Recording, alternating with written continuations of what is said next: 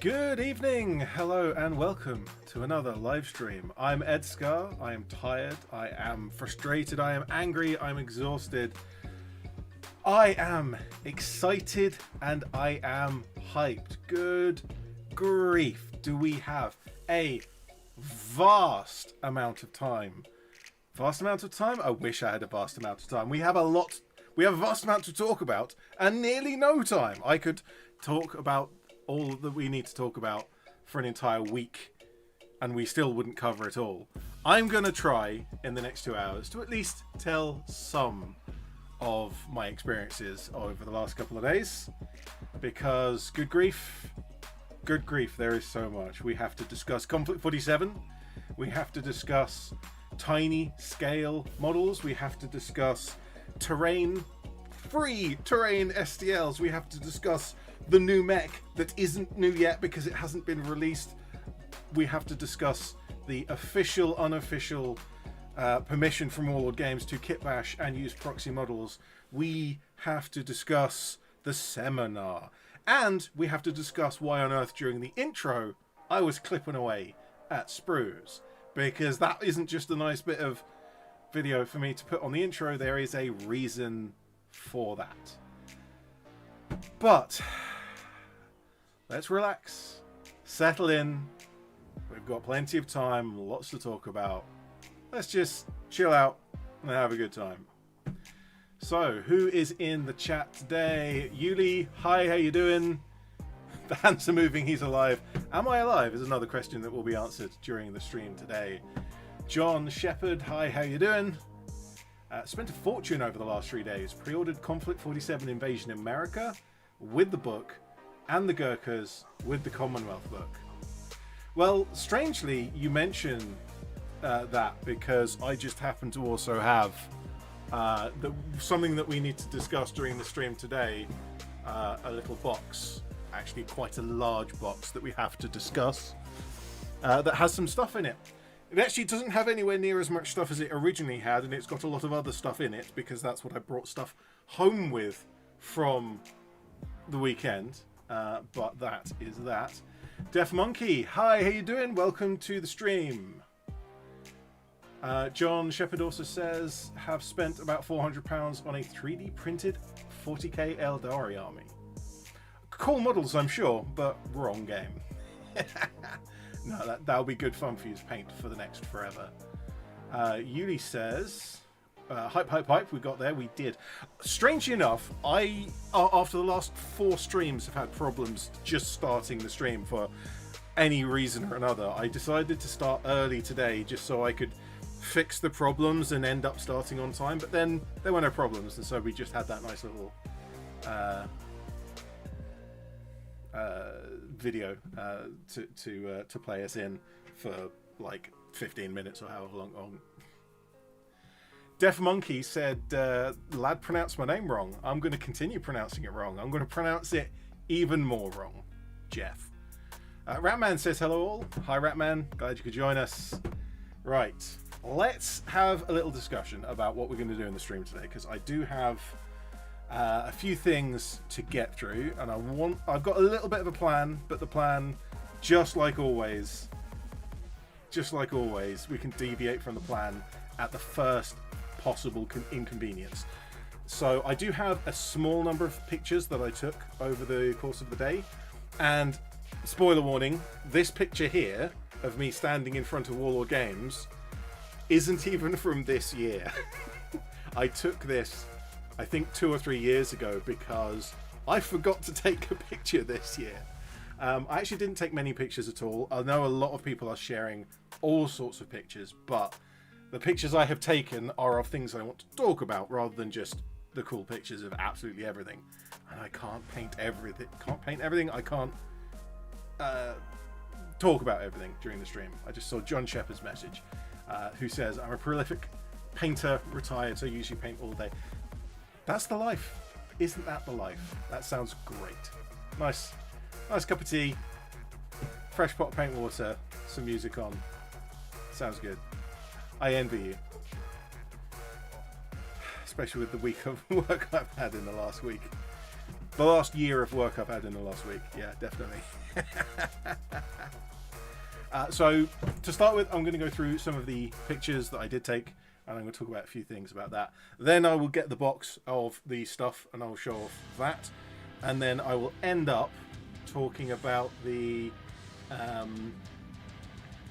seminar, because at the open day, the last thing we went to was the Conflict 47 seminar, and I left that hall with a feeling I haven't felt in a very long time, and it is why I changed my mind about streaming today. So for those that caught on, I did say in my last stream, and I even made a post about it, that I wasn't going to stream today. I'm going away for the weekend. It's going to be a whole bunch of stuff. I'm not going to sleep properly. I'm not going to eat properly. I'm going to be a mess. I'm a mess. Yeah, I was right about that, at least. So I would want some time, extra time for myself, and just not stream. But I've changed my mind on that because I really have to talk about this. And so I'm going to stream, but instead of skipping the stream, I'm going to skip my video, because that means all of the time I would spend editing, I'm going to pass on that. So I'm still going to get some time to rest, so don't worry about me. I'll be absolutely fine. Yuli says, the old way of photoshopping where you just take a picture of something else and lie. I like it. Yeah, absolutely. It's 2026. That's what we do. We just post a picture and lie. Politics. Deaf Monkey, Jeff says, I went to the open day with my partner and specifically told her to not let me buy anything. When I showed her the ED-SKaR, I can never pronounce that correctly. She convinced me to get it. This was the 4th army in the backlog. 4th army in the backlog, or 4th army overall? Just for conflict, for bolt action, I've got 6 full armies, like more than 2,000 points. Some of them more than 5,000 points. And for Conflict 47, other than the Soviets, I've got the other 4 to at least. I think my Brits is the smallest. I've got about 1,200 points of them, 1,250, I think, something like that. But yeah. Conflict has got some good stuff coming, as we will discuss. But, right, we've been nattering a lot, so let's have a little chat about the Warlord Games Open Day. So every year, they open up their factory, their headquarters, and let people mill around and have a look at stuff. And all the staff, well, most of the staff are there, a lot of the staff are there, so you can ask questions, talk about things. They do some seminars where they specifically have a topic that they want to discuss.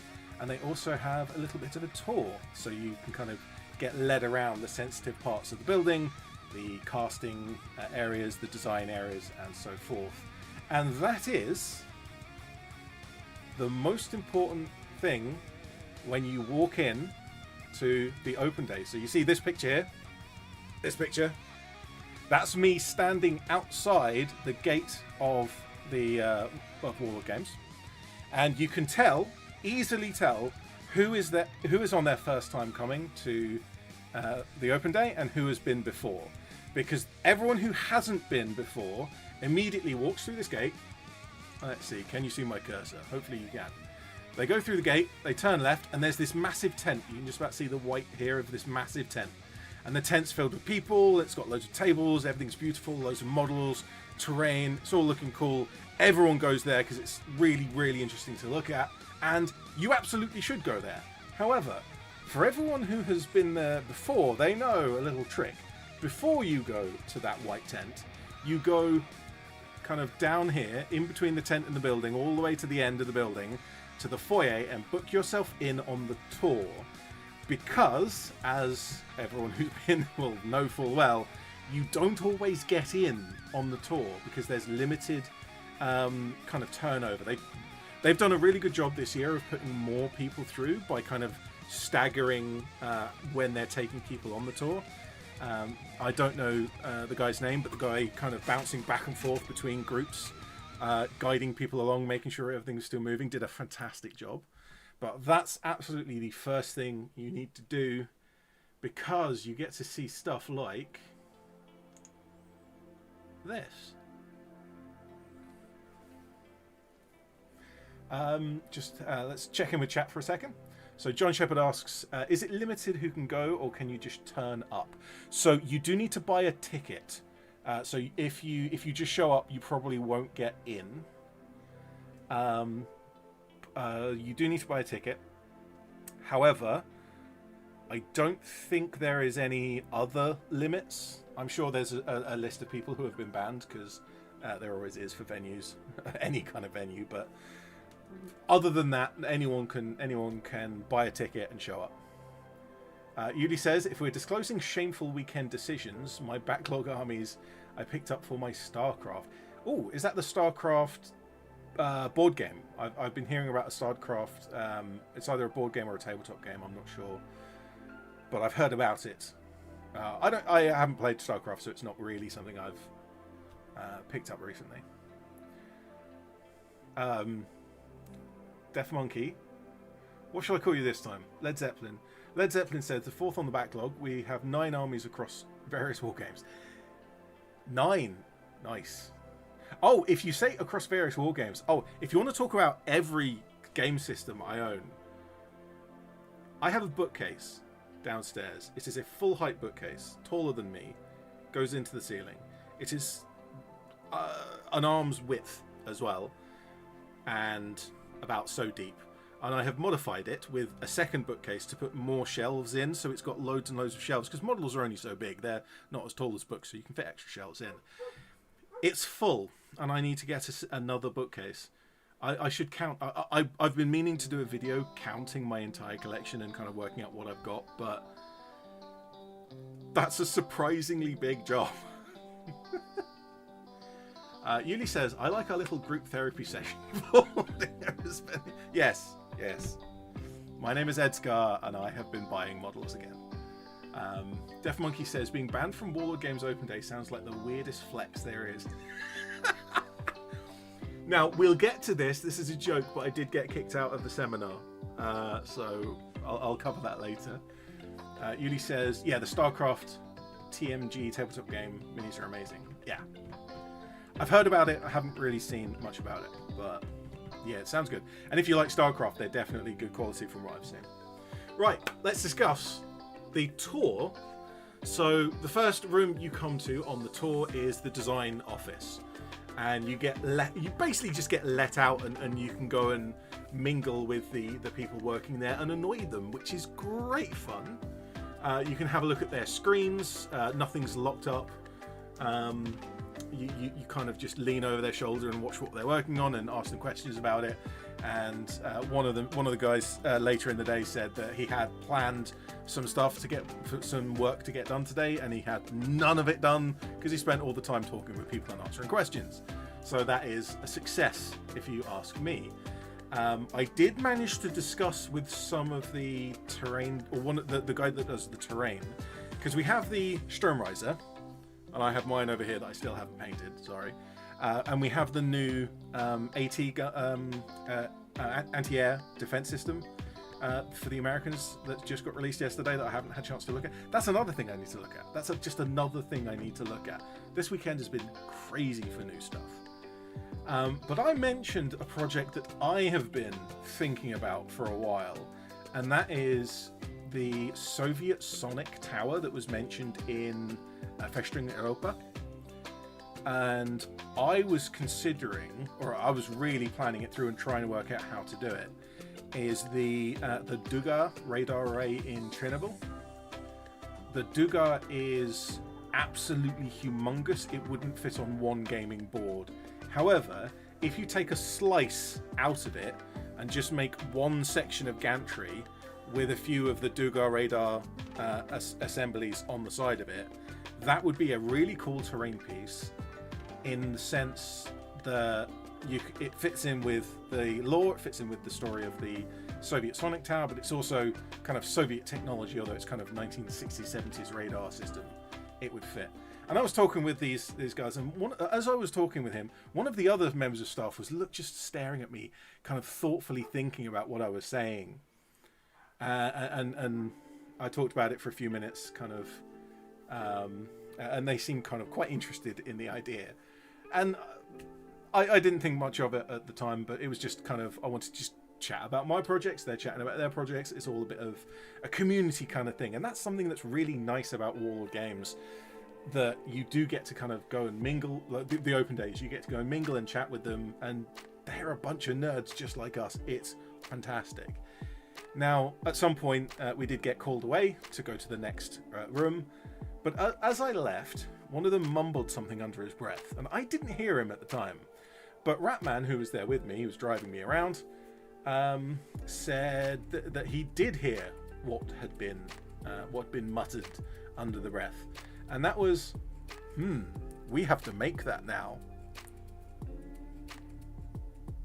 So I may or may not have incepted an idea into their heads so that they are now going to make my idea, and that would be awesome. I would love to see it. However, this is the one of the pictures I took in that first room, the design office, and these are some of the prototype. I think these are actually in the stages where the design's been finalized, but they're now prototyping the actual manufacturing process. So we did get to see some stuff that was design prototypes, where kind of things have been drastically changed, up to the point where the design is finalized, but now they're working out how do we do the molding, how do we do the casting, how do we actually manufacture this piece, and that's particularly with plastic kits. You want to be able to work out how to separate them to put on a sprue, things like that. So these here, particularly the one in the middle, is really cool, because we just a few weeks ago we got the announcement that the Chinu medium tank would be released for the Japanese. So Chinu is a historical tank that was produced in fairly small numbers, but was never fielded. The Japanese held it back for homeland defense, and they surrendered before any fighting actually took place on the Japanese islands, or Japanese homeland.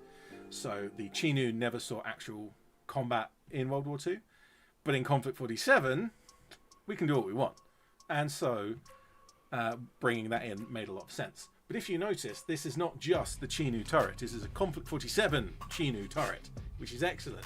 And it has not one, but two Shiboru cannons. A twin Shiboru cannon. And Warlord Games have obviously been listening to complaints and suggestions about the game, particularly when it comes to the Shiboru, because for every other twin-linked weapon, it just counts as like two of the same weapon. You fire at the same target. That's why kind of they're locked together. So you have to fire at the same target, but you just get all of the shots from both separately. So kind of an autocannon here, you get 2 shots, and then 2 shots, you get 4 shots. You just roll 4 shots there. Shiboru cannons are going to be different. So rather than doubling the number of shots, you're actually getting a re-roll to hit. So this double Shiboru cannon will roll just 2 shots, but both of those shots are getting a re-roll, which means that the special ability for Shiboru cannon, requiring both shots to hit, is going to be far more likely, and that is really cool. And something that we've been asking for something. We don't necessarily care what the actual result is, but this is definitely a good answer, and I can't wait to test it out. We've got the Chaffee here. Chaffee was announced at the same time as the Chinu, and we have a Tesla turret for that. And then we've got variations of Sherman. I think this is going to be a British automaton Sherman, so computing systems and twin autocannons. And then we've got Tesla, and even a double Tesla, which is going to be brutal. And at the back, a Percival. And while I was chatting with the guy, this is a different guy, about the Percival, they were talking about how they were fitting it together on the plastic sprues, like how do you make the parts, and kind of you don't cut the mold exactly the same as the final piece. You actually cut it slightly off so that as the plastic cools, it warps into the correct shape. Stuff like that. It's a lot of these things are well known in plastic casting, plastic molding at the moment. It's a very, very heavily refined industry, and the Percival here is no exception to that, because it's been this is a sample casting. So they've cut a sample version of the mold, probably out of aluminium rather than steel, because it's cheaper and quicker to do, and they've run a casting through it, and they check over the model, they try and build it, They see if there's any problems. Are there any parts that are wrong shape? Are there any parts that don't fit together? That kind of thing. And this is that first kind of production test to see how it works. But one thing he was very insistent on mentioning was that this kit isn't just going to build the one Percival. It's the one pattern of Percival. It's going to build every type of British Walker that fits this chassis. So it's going to have the anti-tank gun, it's going to have the Hornet, the quad autocannon, and it's going to have the other one, Percival. This is the Percival. Which is the one? Percival has the Tesla cannon, Hornet has the quad autocannon, and then there's another one with an anti-tank gun, I think. But the kit will include all three. So it's not going to be a case if you have to buy a separate kit for each one. You'll be able to buy just one kit and swap the weapons between them. He even said, he even kind of mentioned that you don't have to be that creative with magnets because of the way they've designed it. It doesn't have a specific recess for magnets, but there's plenty of place to work with. I'm sure you'll see pictures from other people of this room and other things in that kind of design prototype and production prototype phases. But I just took this one because this is the bit that I care about, the Chinu. And then up in the shelf, this is the other model that I really cared about, because once they've got the production prototype sorted, they paint one, and once they paint one, they know that it's kind of finalized and they're sure of it. So this cabinet with loads and loads and loads of stuff in it, it's all painted, and kind of one of the things they said is that once a model goes in on the painted shelf, it is a few months from being released. And that's really cool, because this model here, or this kind of two models, is Svetlana and Nina for the Soviet Union. So this is Svetlana. She is a human, as you would expect, one of the best snipers of the Soviet Union, and so she was issued this absolutely enormous, massive, stupidly big gun. And I'm hoping that's not just an anti-tank rifle. I'm hoping that's like a light anti-tank gun plus 4 pen with a sniper bonus. That'll be awesome. And this is because a regular sniper versus like heavy infantry, Shrek Wolves, Stormtrooping, Mark II automaton, it's just not enough. We need bigger guns, and we need to be able to shoot them more accurately. So that's what Svetlana's about. However, when she was offered the Daughters of the Motherland program, genetically enhancement, massive muscle growth, she'd become much stronger. She'd be able to carry this rifle around and go on sniping missions and be absolutely devastating. But she turned the program down because she didn't trust it. And from what we've seen, the American Paragon program is the same. There's a lot of failed Paragons, just people getting horrible effects. Even the Axis Nachtjäger, not the Night Terrors, not Nachtjäger, the Nachtalben, the Night Terrors. It's a similar, not quite the same process, but it's a similar process, and it absolutely tears them up, turns them into monsters. Svetlana was having none of that, and so to carry the rifle, they have assigned Nina alongside her to be her assistant, spotter, but also just to carry the gun. And Nina is a daughter of the motherland, whereas Svetlana is a regular human. Def Monkey says, I'm loving how the new corrosive looks on that Percival. Is that the stuff here? It's such an odd shape. Like, all of the other mechs have weapons out the side, but this has just got, it's like Pinocchio. It's got a massively long nose. Did you see the Rhino person's message in the Discord? I haven't checked Discord today, so no. Yuli says, I remember a few streamers ago we were speculating what hero the Soviets should get, and we actually floated the idea of a sniper. Haha! Haha! I predicted the future. I cannot remember exactly what I said, but yeah, snipers, the Soviet Union especially did put snipers on a bit of a pedestal in terms of the propaganda. They were often kind of taken back from the front line and paraded around for kind of recruitment purposes and that kind of thing. Def Monkey says that's why Nina is in apostrophes in the books. Oh, I hadn't noticed that. I actually haven't got my copy of Invasion America or my Ghost Platoon yet, because I pre-ordered it through my local game shop, like everyone should. But that means that I have to wait until it arrives at my local game shop, which it hasn't arrived yet. Anyway, when Svetlana and Nina are released, I will 100%, 1000% be getting this model, because it is just silly. Look at that rifle. It's like you've taken 3 rifle barrels and glued them to the end of each other. She's got a telegraph pole for a barrel. It's ridiculous. Anyway, I'll be getting one of them. So here is some possibly speculative stuff.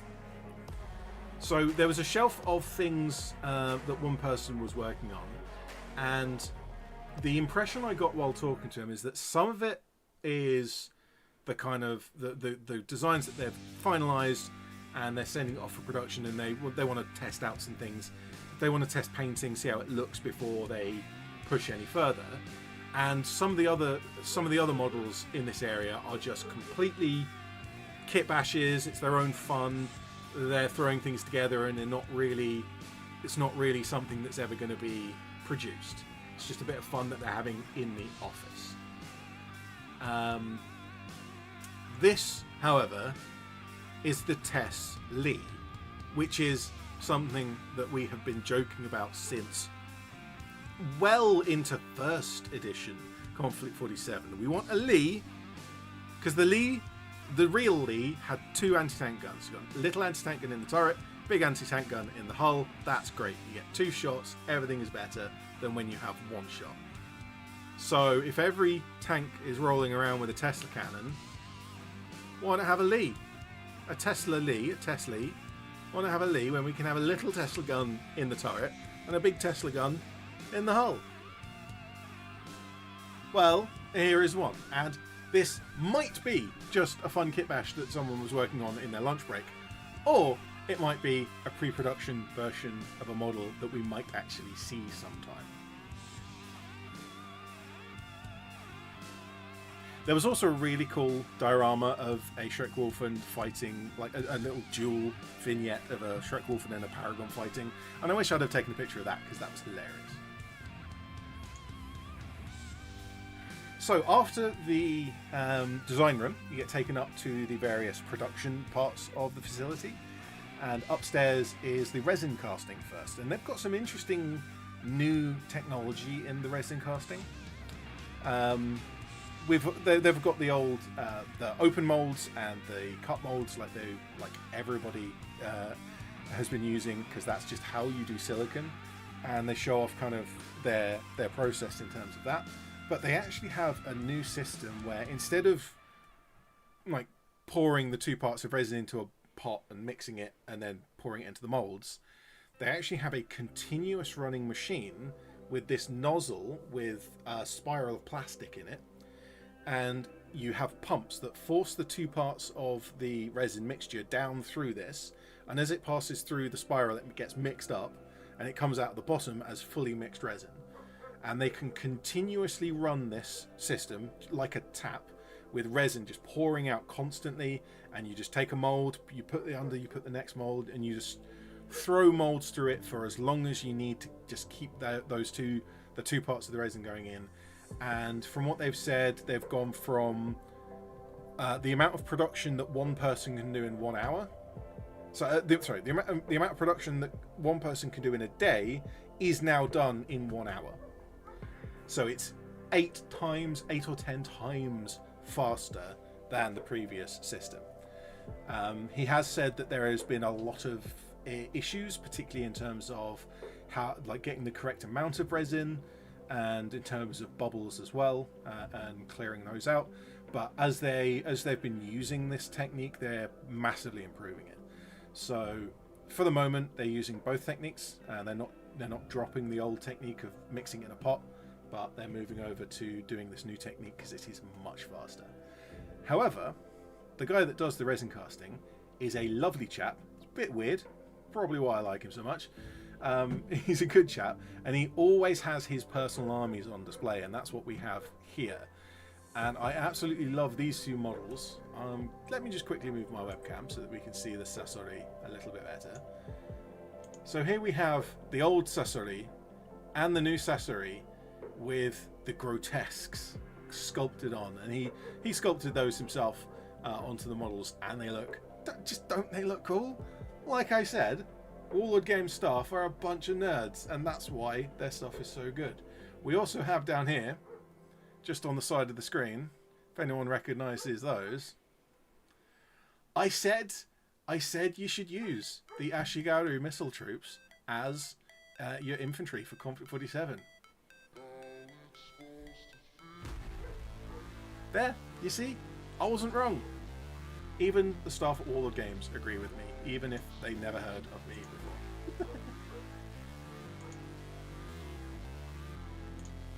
We'll get to that in a second. So we also went around the metal caster and the CO cast system as well.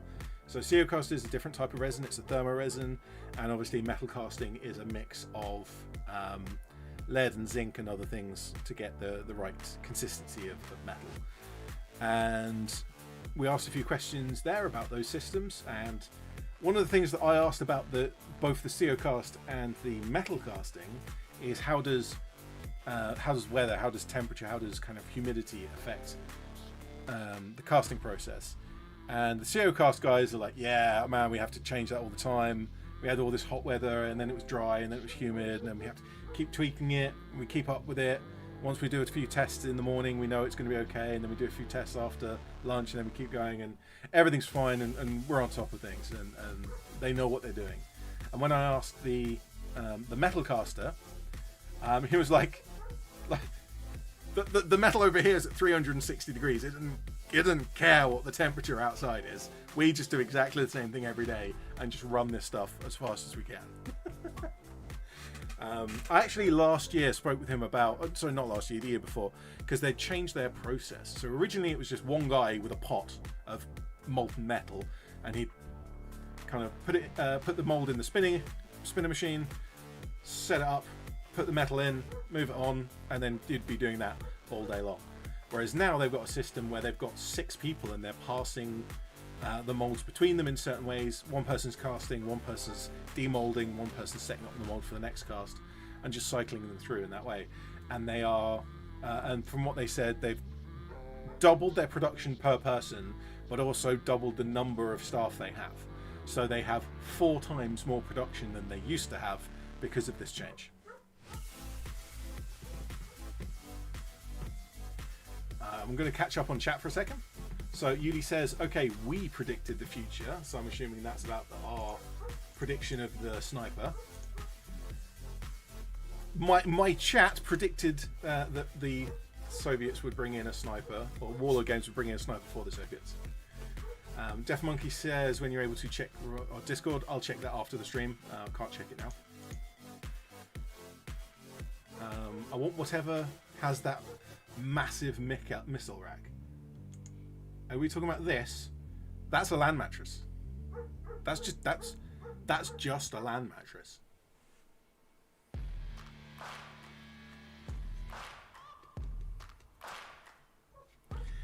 It's not a variant of land mattress that I recognise, so it might be a slightly different variant of. It might actually be one of the depth charge launchers, the Hedgehogs. No, that would be a naval version, and that's on a ground mount. So yeah, land mattress. British land mattress. Yuli says the Scorpion tanks with masks is such a brilliant idea.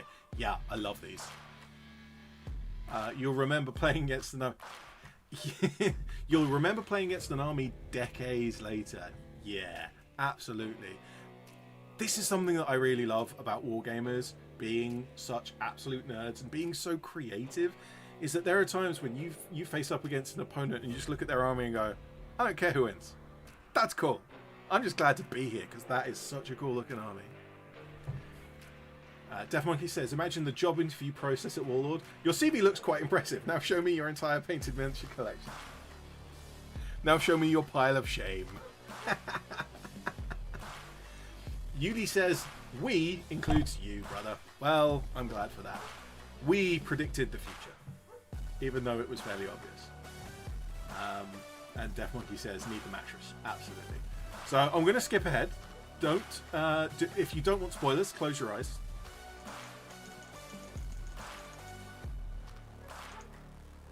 Right.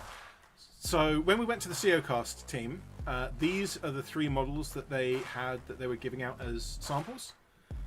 So we've got one of the Totem Corps. I think it's the assistant to the lieutenant for the Totem Corps platoon.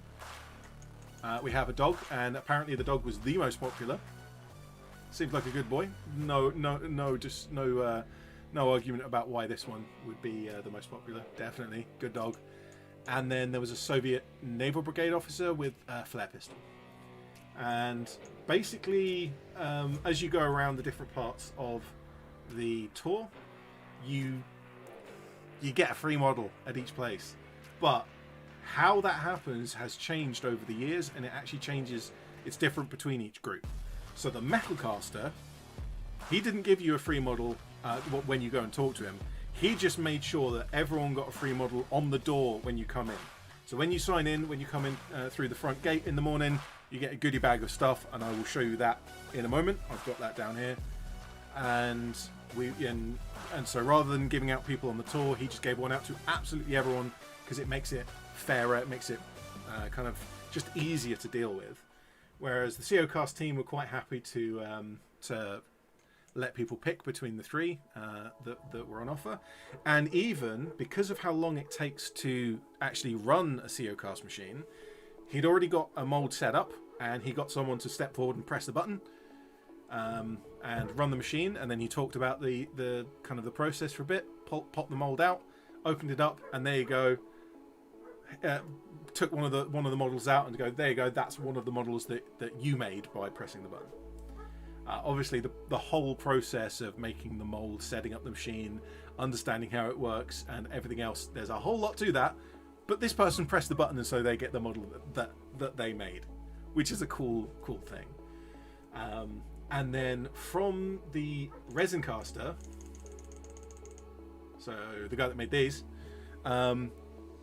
he didn't actually give out good models of the stuff that he makes to show off how good he is, because everyone knows how good he is. Instead, he has a slightly different approach. So he has a box on the floor in front of him, and he did this last time I went as well, of all of the miscasts that they have over the year.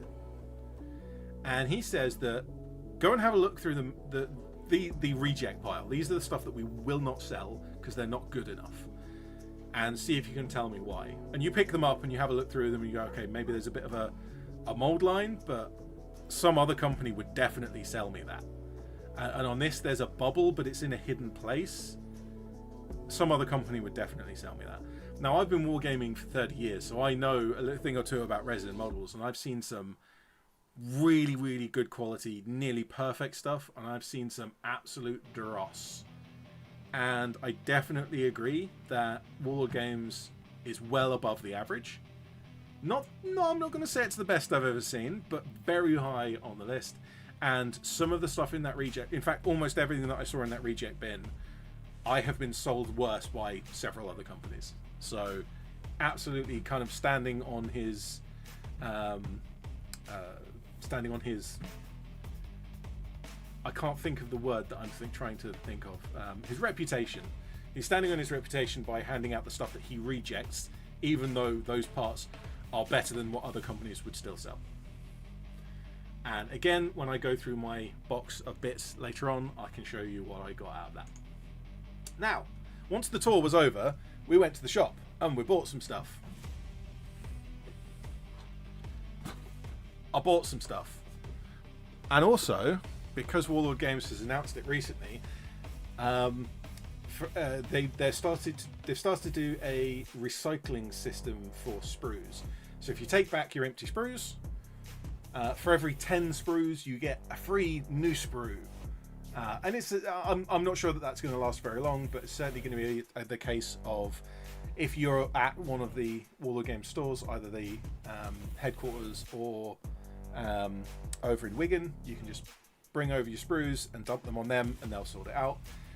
It's kind of an environmental question that has taken a long time to answer, because collecting sprues and sending them around, posting them around, driving them around in vans, that's a lot of fuel that is getting burned just moving dead bits of plastic around, and it is actually quite wasteful. However, if you're already going to a place and you can take the sprues with you, you're not using any extra fuel to get there, and so it becomes a little bit of a benefit.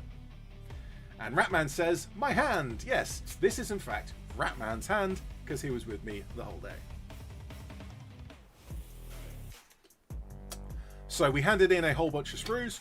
I do not have all of them anymore because I passed them around. I gave a couple to Ratman, I gave a couple to Ratman's associate, his chauffeur, who was also with us. But I've got a few, and I've got one of each type at least, so I can show you what we got. When I get to that, we'll show that later. This is one bag, and this is my second bag. So I took 2 bags full of sprues down there. And when we got there, that little, if you've seen the pictures of the cardboard receptacle for the sprues, it was packed full, and there were boxes and bags of sprues next to it, just filled with stuff. People had brought, like, Warlord Games was like, hey, can you bring your dead sprues back to us? And people were like, oh, I've got thousands of them. We brought 60, which is nothing like what some of the other people have brought. Some people brought way more than we did. Right, so let's catch up on chat before I continue on. John Shepherd says, the Wargames Atlantic plastic production is mad. They mass produce items and then send the mold to the USA, and they mass produce them and send the mold back to the UK. That must cost market packet shipping between them. They actually send the mold over. That's interesting. If you're making tens of thousands of a particular sprue, and you're shipping it, and you're shipping tens of thousands over to another country, it genuinely might be both cheaper and more environmentally friendly, and cheaper in tax as well. If you think about kind of local production versus import costs, it might be cheaper overall, and just generally better overall to send the molding over there, even though that's a massive heavy lump of metal. That's the kind of thing where, you know, 2 guys lifting it, 2 big burly dudes lifting that around. I mean, it depends on what type of sprue. You get smaller molds for smaller sprues. But sending over a shipping container of sprues so that they can do a production run in another country so that they can distribute it more locally, that genuinely does make a lot of sense. So long as you've got the right equipment in every location to actually run those molds, and enough skilled personnel to make the sprues correctly, because it's not just squirt plastic in, open mold, and you're done. There's a bit more to it than that. I hadn't considered that. That's actually really interesting. Really interesting thought. Yuli says, oh dude, this is amazing. Would have taken the naval officer. All 3 are awesome. Yeah, actually, I considered... Oh, wait, no. It's back here. There we go. I considered the naval officer. I do play Soviets. I play every faction. I play every faction, so... But also, I don't have any model shooting a flare, so that was a cool model. But I did choose a different one. I should have chosen the dog. I didn't choose the dog. I chose the German. But we'll get to that in a moment, because we'll go through my bag of stuff. Right. After you go on the tour, well, when you turn up in the morning, I did mention this at the beginning of the stream, the first thing you have to do, the absolute first thing you have to do when you go through the gate is go past all the cool stuff that you want to look at and go and sign on to the tour. Once you've signed on to the tour, now you can go and have a look at the tent of all of the cool stuff. And oh my word, there was so much cool stuff, and I can't possibly talk about it all because there is just not enough time until the end of the universe to talk about it all. It is so much. Oh boy. So this is the Conflict 47 table that they had set up. It's Arizona, clearly part of Invasion America. They had this American military base kind of depot kind of thing with some American GIs hanging around looking after the place. And they've even got some Rift Tech. They've got a couple of Stewarts. They've got a linebacker, and they've got some other stuff around. But if you notice, not all of these models are Americans. Some of these are Japanese. And specifically this one. This one's the new Onryo mech. Oh man, it looks so cool. Oh, it looks so cool. But it's not out yet. It's not out yet. Ah!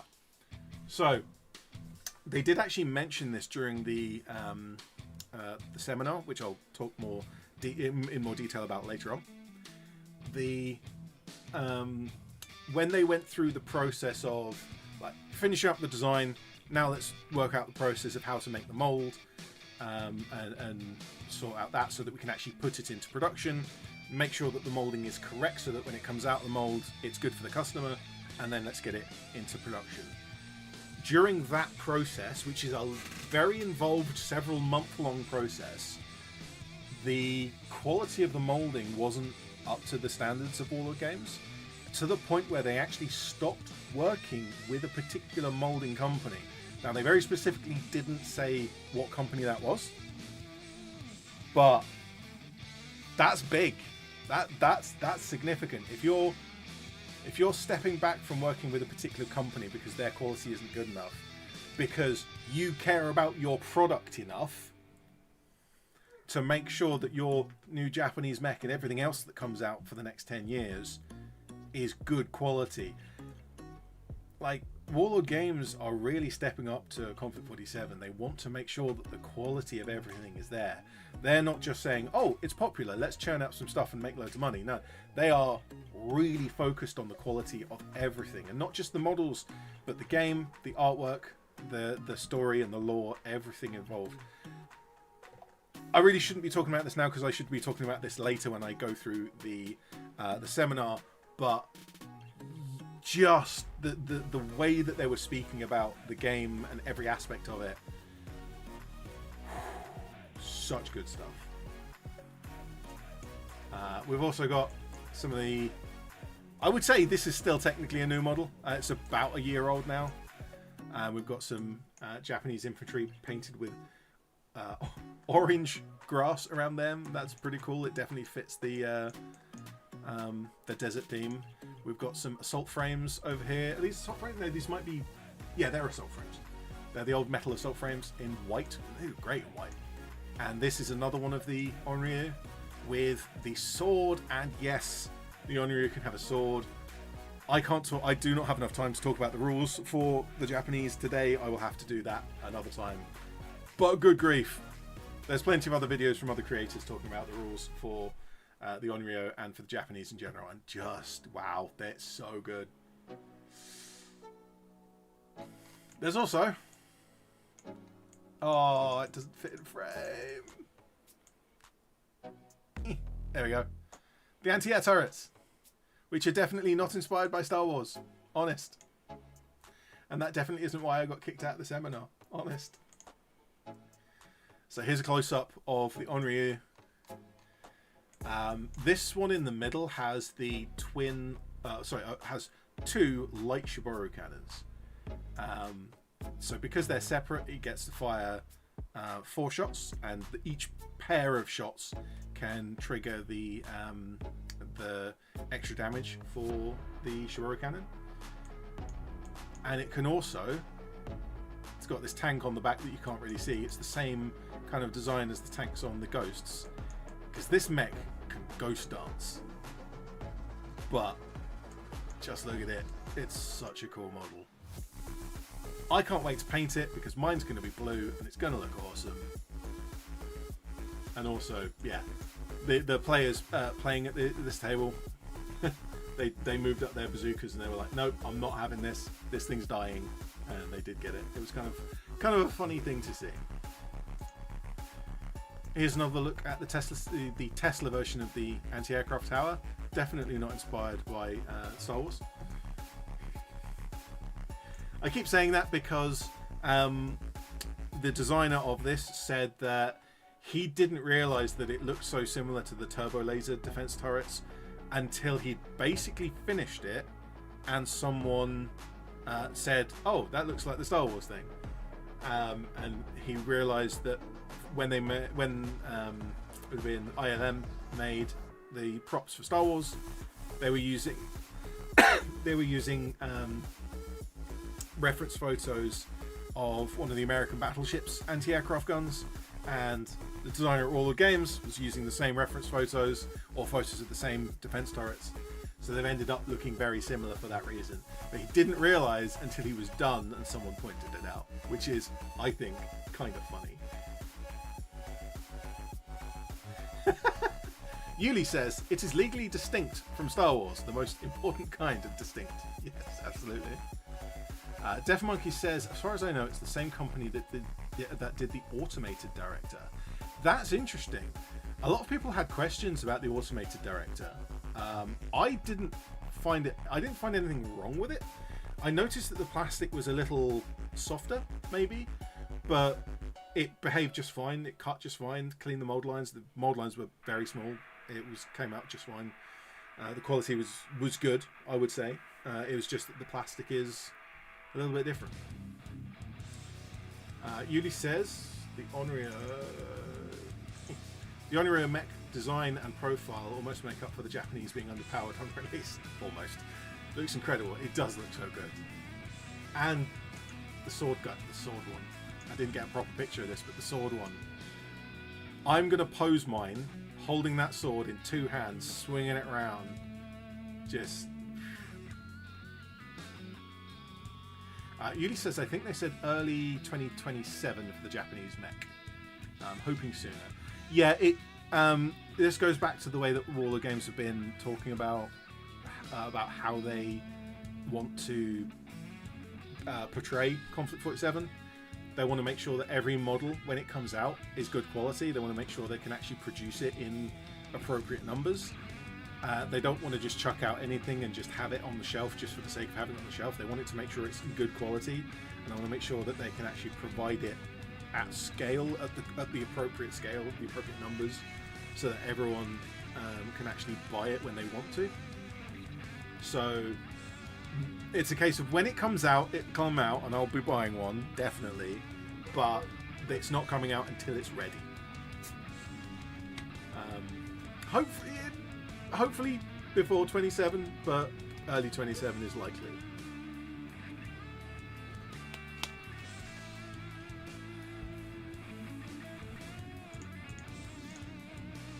Yeah, and here's the third configuration.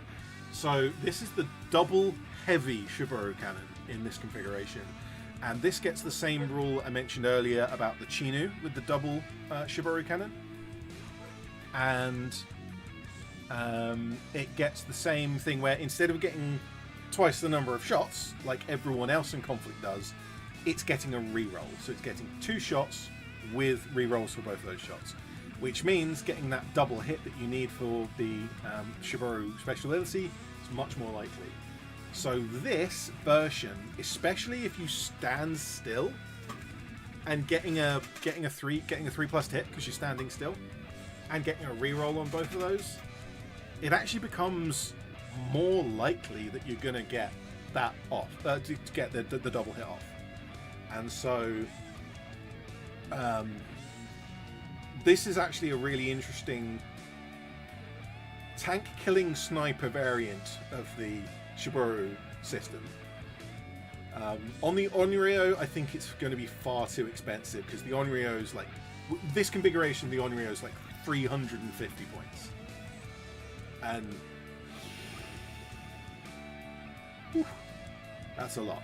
I'm wondering how many points the Chinu with the double Shiboro is going to be, but probably it's also going to be quite a lot, unfortunately. Everyone in chat is talking about the other YouTuber. Ha. Ha. Yeah, we saw him. He was very polite. I went to talk to him and he didn't tell me to fuck off. So that's what I consider as polite. So we went around the tent. Like I said, this is the big shiny tent as you walk through the gate, and yeah, it's got all the people, all the fancy tables, and you can actually play sample games of all of these game systems. Generally speaking, I found that people don't sit down and play one game for 30 minutes, 40 minutes. That's how long these sample games often take. Rather, what people will do is they'll mill around and they'll play 1 or 2 turns, maybe 10 minutes, and then they'll pass on to the next person, and the next person will take over and continue the game. And it's really kind of... I've never seen anyone like organize this. It's just naturally happens. Someone will come up and start playing, and they'll play this fleet, and the person running the table will run this fleet, and they'll play a turn, and they'll go, okay, this is how movement works, this is how shooting works, okay, that's cool. And then someone else will turn up, and they'll be like, okay, I'll move this one, and I'll move that one, and the first person walks away and goes to another table. The second person carries on, plays out this next turn, and someone else will turn up, and the same thing will happen. They'll kind of swap around. It's really, really interesting to watch that happen, and I've not seen anything really like that anywhere else. And it's partly because people have come for one specific game and they don't really care about the other games, but they certainly want to try things out. But also, it's just this unspoken politeness of like just taking over and passing it back and forth, and just keeping these games running. Some of these games, particularly the bolt action one, ran for 6 turns with 5 different people playing it. It was really cool to see. Yuli says, am I misremembering it, or does the released Warlord images give the sword in the other hand? Probably 3D print, all good. So which hand the sword is in doesn't make a difference to the rules, because there's nothing in the rules that say left hand or right hand. It's just a hand. I'm definitely know one of the pictures that you're talking about has it in the left hand, whereas this is in the right hand. And yes, these are all, because of the production problems they've had, none of these are plastic, because they don't have the plastic versions. They're not made yet, and so these are these are all 3D prints. John says, see you later, have fun, have a good one, see you around. Thank you for popping past. Where was I? Yeah, so this is Black Seas, and it's all come out of the Master and Commander starter set. This is Black Powder, Waterloo campaign. I've been meaning to get into some small scale stuff. I don't want to do Napoleon. I'm not sullying myself with doing Napoleons, but look at those tiny little bitty people. Look at those tiny. That's 100 people. Painting that would take about as long as painting like a squad of 10 28 mils. 10 models of 28 mil scale. And that's like 100 soldiers. And that's 100. And that's 100. There's like 1,000 soldiers on this side. 1,000 soldiers on this side. So cool. I just don't want to do Napoleon. However, as we shall see later on, that doesn't have to be Napoleon. Here's the bolt action board. This board comes out every year. It is absolutely beautiful. Really well made. It's kind of got a bit of a Breakcore Manor thing going on at this end with some trench lines. We've got the bocage hedgerows in the middle, and then a bombed out town down at this end. We had a great little fight with the 8.8 centimeters getting mobbed by some American paratroopers, or American airborne rather. But yeah, this game kind of went back and forth over the whole day. And obviously they reset and played it at multiple games, but people were just popping in and out and having good fun with it. This table actually has 2 games. So on this side, if I zoom in, I might have a closer look.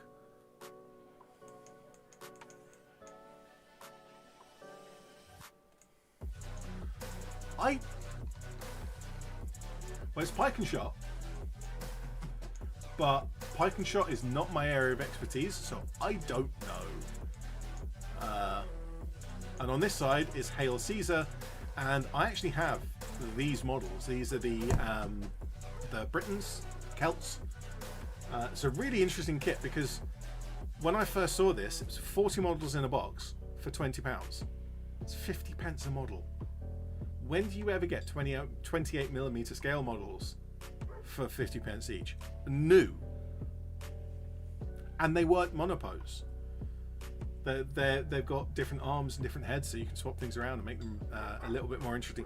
A lot of the poses are very similar, unfortunately, so there's only so far that it goes. But I also have some Romans, so I can actually recreate this little fight, only on a small scale. And yeah, in the middle of the table is a replica. I think this is a pattern 60 British cavalry musket. Although I think it might have a rifle barrel at this point because this is a catblock.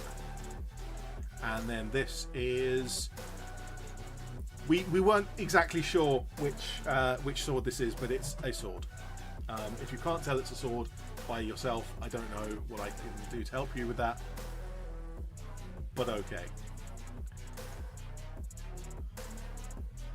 Death Monkey says, my partner absolutely loves the board action terrain table. Yeah. It's a beautiful board. It really, really is. Ryan, hey, how you doing? Welcome to the stream. Says, hey Ed, spotted you at the Conflict 47 seminar. What a day. Viva la France. That guy just wants to make France.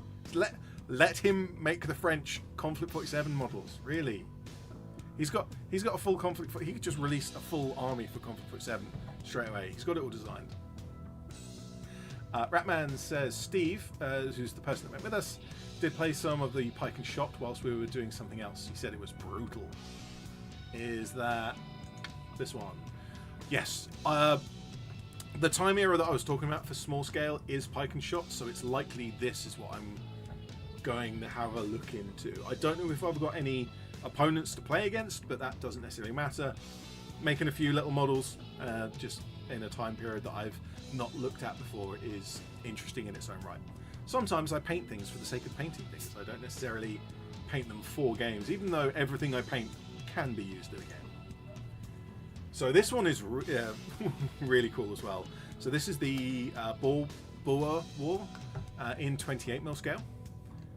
And wrong screen. So we've got the Boers down here with a bit of artillery, some skirmishers, some cavalry, and then up here we have the Brits in the pith helmets, and these uniforms look very similar to the old red coats of the Zulu era wars, but these are in tan because they found that being in a bright red uniform makes you very easy to see, so they decided to change it.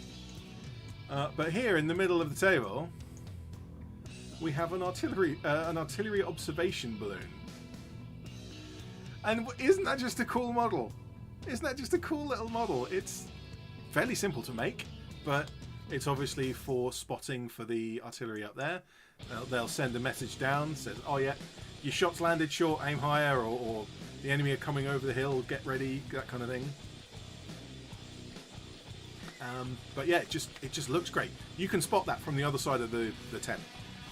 It's so distinct a thing.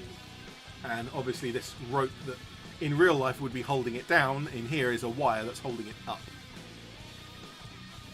And it obviously broke, so they retied it in the middle.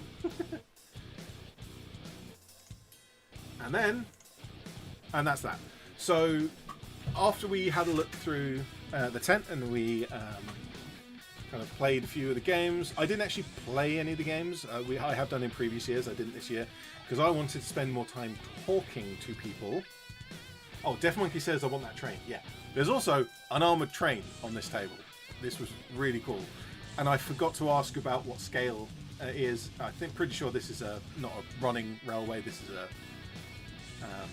a model for wargaming specifically, but it does look pretty cool. Very, very on an angle there photograph. So hopefully that makes sense. So rather than playing games this year, I actually went around and tried to find people to talk to. I did find a lot of people from my own hometown, the sunny tourist destination of Milton Keynes, and probably 6 people from Milton Keynes were there, including myself. So I had a good chat with them, had a good chat with some other people, and there were even some other YouTubers. Obviously, the famous vampire Matilda lover that is Von Carmine was there. The wargaming... I can't remember what the channel's called. I apologise to them. The odd guy with the red straps. What's his name? My mind's gone blank. That's embarrassing. Unfortunate. Well, I met him and had a chat, and there was some other guy that I spoke to as well. Yeah, Morty and Glory was there. We had a little chat.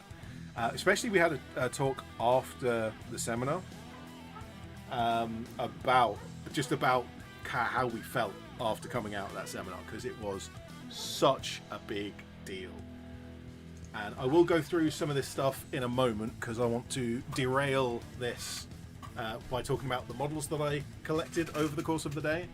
But I will come back to this, because this seminar is the really big thing. Modelling for Advantage. Thank you, Ryan. That's them. Yeah. Deaf Monkey says lad doesn't know his co-workers. I know. I'm sorry. Oh boy. Yeah. I apologise to Modelling for Advantage for forgetting their name. It is embarrassing. Yeah, I should know that. Especially as I had this nice little chat with them about some of the models we were working on, some of the paints that they were using. But yeah.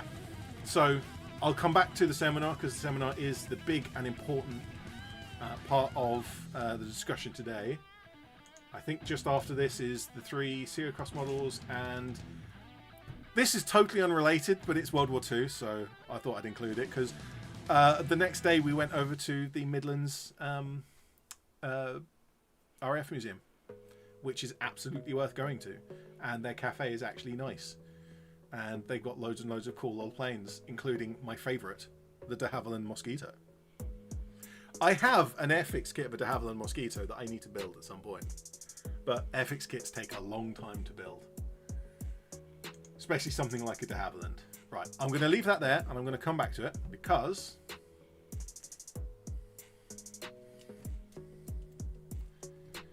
I have this camera angle now.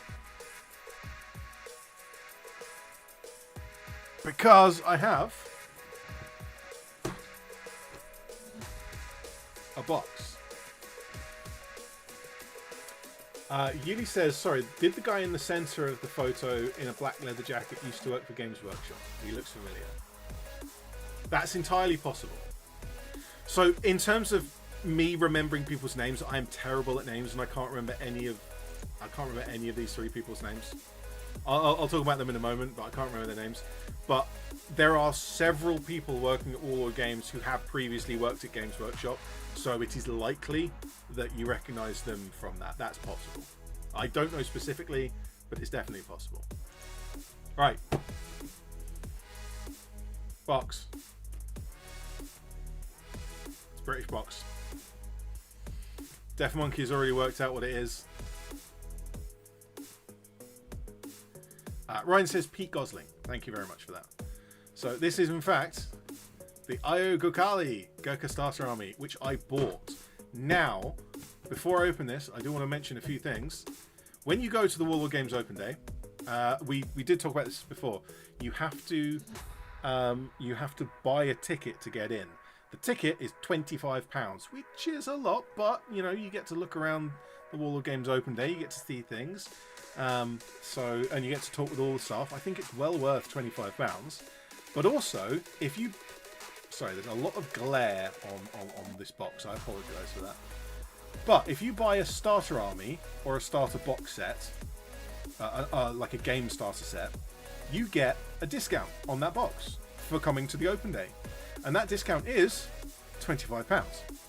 So if you buy a starter set that you're already going to buy at the open day, you basically get into the open day for free, because you buy what you were going to buy and the discount is the same as the ticket price. That's pretty cool.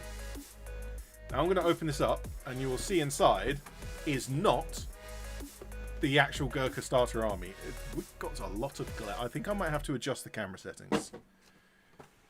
So I have split my Gurkha starter army 3 ways. So only about a third of the Gurkhas in the bottom there. That's a third of the starter army. The other 2/3 have gone to Ratman and to Steve as well. The other stuff in this box is all of my loot. It is all of the stuff that I managed to pick up over the course of the day and then drop all over my floor. It's fine. It'll be fine. Don't worry about it. Let me just quickly drop the brightness on that. That should be a bit clearer. So, as you walk in the door, as you walk through the gates, you get a nice little tote bag. I think everyone has too many tote bags, but it's nice to be able to carry stuff around in one. Especially for the people who aren't sensible and bring rucksacks. I, of course, am sensible and brought a rucksack.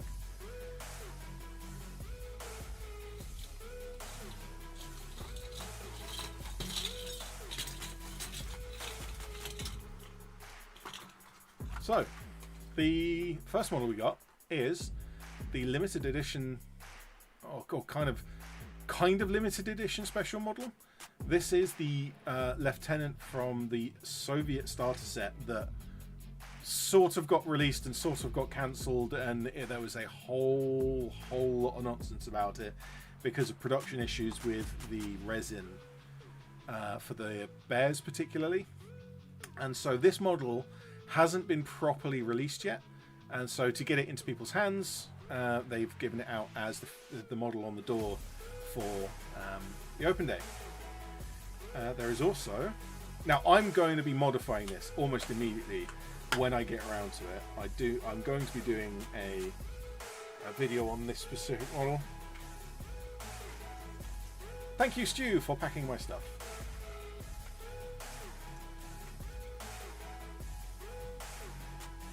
Where's my focus? There it is. So we've got flag. It's a really well modeled flag like that. There's loads of detail on this guy, really is. And he's got something that everyone always mentions when we talk about this. This rifle is it's a bullpup alternate design to the AK-47. It is a real design that was proposed to the Soviet military, but it wasn't ever adopted. But it's cool to see this weird alternate alternate rifle, kind of with Conflict 47's alternate history, so we may as well do this kind of thing. Now, I did mention earlier that as you go around on the tour, you get given sample models of the various materials. It's always nice to get a free model, but the metal caster decided to give out his, rather than giving out to the people on the tour, because not everyone gets one. He wanted to give out one to absolute everybody, and so he made sure that they came on the in the welcome pack. So this is the special model.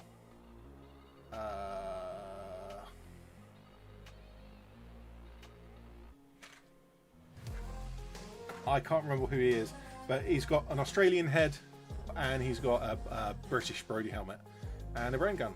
So this is a model that usually would come with one of the books, I think. If anyone recognises it, do pop it out. Def Monkey said, turns out if you wanted a mass-produced bullpup, you need to be in a diesel punk dystopian war setting, or England. We have a bullpup. Ryan says, next time give me a shout, I work there. Oh, you work at the RAF Crosford Museum. Cool. Yeah, we went. That's where we went on the Saturday there. Yudi says, is there a metal and a CO cast hand option? Stu packed. Am I said Stu? Hi Stu. Yeah, hi Stu. No, so this is actually a separate model. So this one's the you came to the Warlord Open Day congratulations model, and this is the you came on the tour except you didn't. Here's a metal model, sample model. Talking of sample models, I did mention that the COcast guys also gave out a sample model as you go on the tour, and this is this guy. So he's the Totenrot Lieutenant's assistant, I think. Pretty cool guy in the advanced. He's kind of in the mid-tier armor where it's like it's armor versus small arms, but not against anything else. I think we can confirm that later. Ryan says he doesn't work at the museum. He works on the other side of the airfield. Okay. The go-kart track. Not the go-kart track. And I also mentioned that when you go around the tour, the resin caster doesn't give you a free model to show, hey, look at how cool my stuff is, look at how good quality my stuff is. He gives you the broken stuff. He gives you the stuff he doesn't let out to the customers. And so we went through the box and we found some Conflict 47 stuff that had been rejected. And let's see if we can work out why some of these were rejected. So I think this is, on this example, this is probably why. There is a big mold line, kind of mold slip across the top here.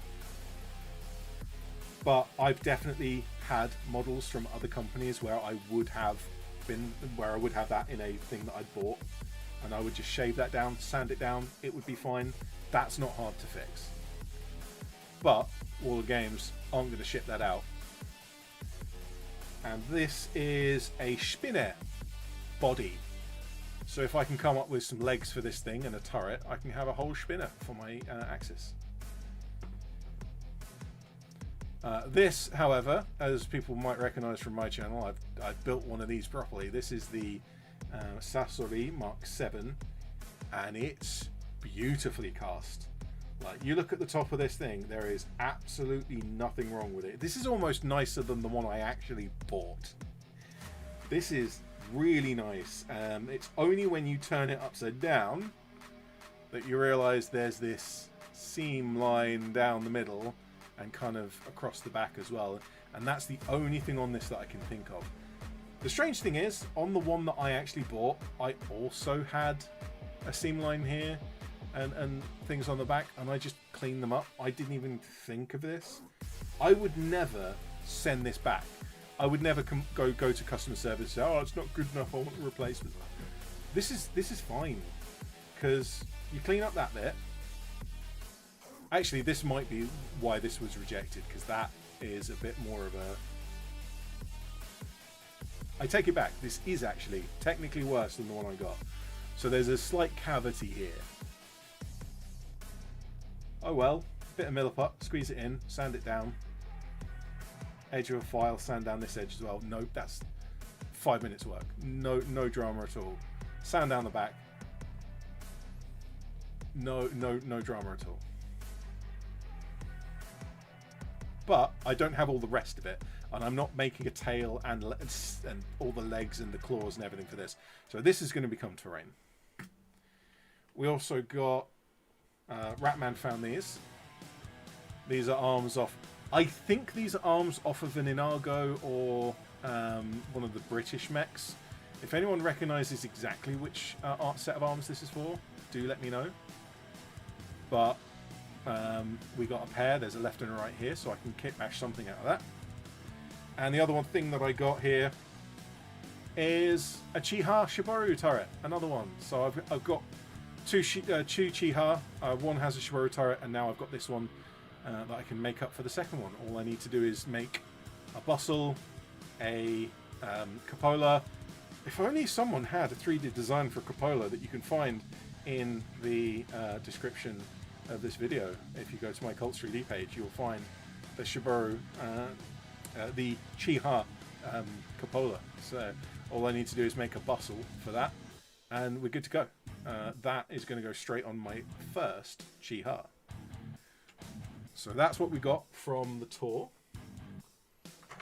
If I go digging further into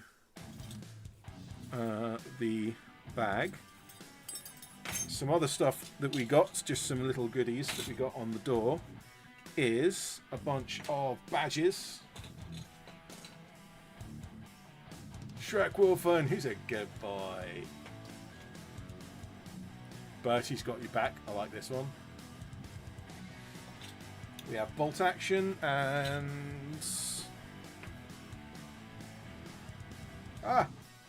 it's hit. Config 47 and bolt action badges. And then Totem Core, still reporting for duty. Oh, Def Monkey says Merlin arms. Cool, thanks. Yuli says Mudskipper arms. So there's a fight in chat. Be civil.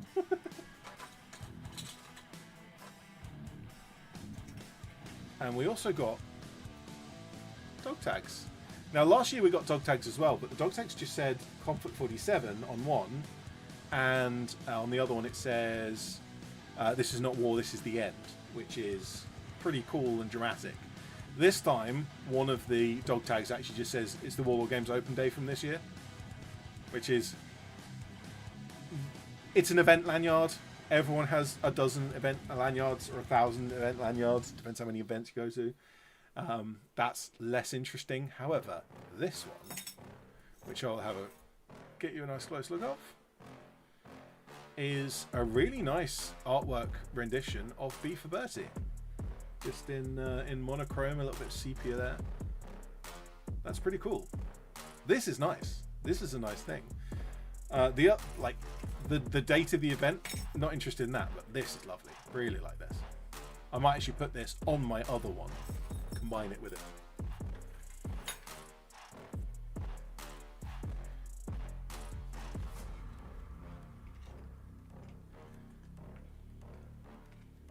So that's the end of the individual models. No, it's not. There's one more, but that I'm going to put the tote bag aside so that I can bring the box up in a moment. Because there was a painting challenge, a 10-minute painting challenge, just like last year. And last year I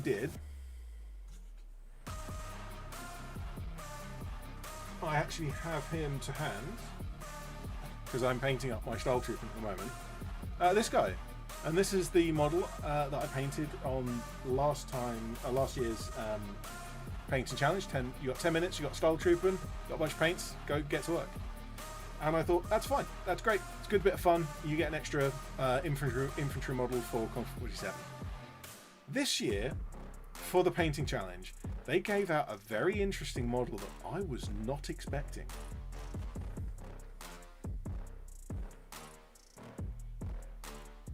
That's B for Bertie. That's a character model. They gave out a character model for a 10-minute painting challenge. So now I have B for Bertie, and as you can see, I've done an absolutely last year's one came out fairly good for 10 minutes. That's not bad. This one, yeah, not so much. This is a bit rubbish, and that's partly because we were using Army Painter speed paints. And I have never used speed paints before, and I didn't realize that you're not supposed to thin them down. So when I thin them down, it just looks like really pale pastel colors. Also, we just had the colors that were in front of us, kind of green, red, blue. I didn't really have the colors I would want. Oh no, I found the silver, but like right at the end, so I did we've gone up in that.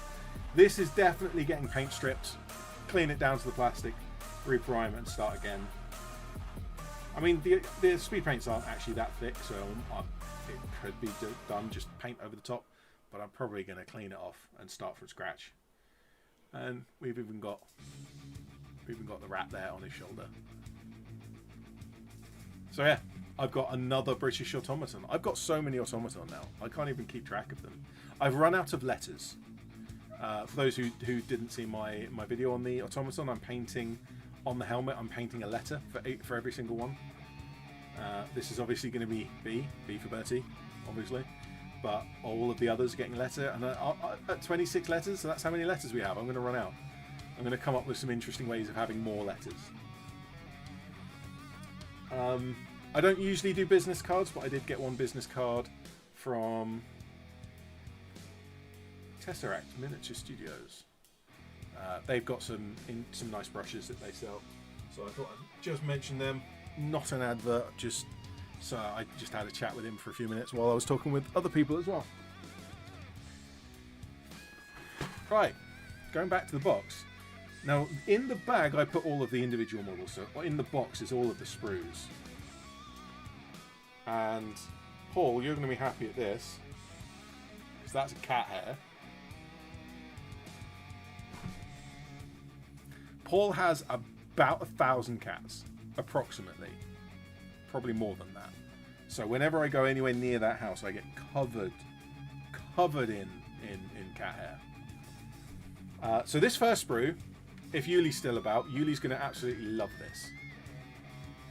So in my painting streams recently, I've been painting the Style Trooper, and before then, I was painting the Fireflies. And we painted those Fireflies for about 1 million years. Thousands and thousands of live streams over and over again, and we eventually got through them. And once we finished painting the Fireflies, put them aside, it's like, I'm done with Fireflies, don't need to paint anymore. And everyone in my chat keeps goading me that they're going to get me more Fireflies. I'm going to buy you some more Fireflies. I'm going to make you paint more Fireflies. And I'm like, I'm not painting any more Fireflies. So I've got another Firefly. So this is the event exclusive sprue with one Style Trooper and one Firefly on board. But this Firefly, the Style Trooper is just a Style Trooper. He's kind of not very interesting. But the Firefly is a flamethrower Firefly that's suspended in the air by the flames. And that's cool. So I'm going to have to paint one more Firefly. Just this one. I might paint the Style Trooper at the same time, make it a little bit of a video. But I don't just have one of these, because I actually traded for another one, so I've got 2 of those. I have absolutely no interest in the second one, because I've already got 2 flamethrower Fireflies. Having a third is pushing it already, but this is a cool one, so I definitely want it. Having 4 doesn't make sense. So I don't know what I'm doing with this. I'm going to trade it away again at some point, probably. Where do I... Running out of space now, I've got stuff everywhere. The sprues we got from handing in loads of sprues. We got 3 sprues of Romans. So that's these guys. And I'm going to do some conversion work to these because I want to make some North Italians for Conflict 47.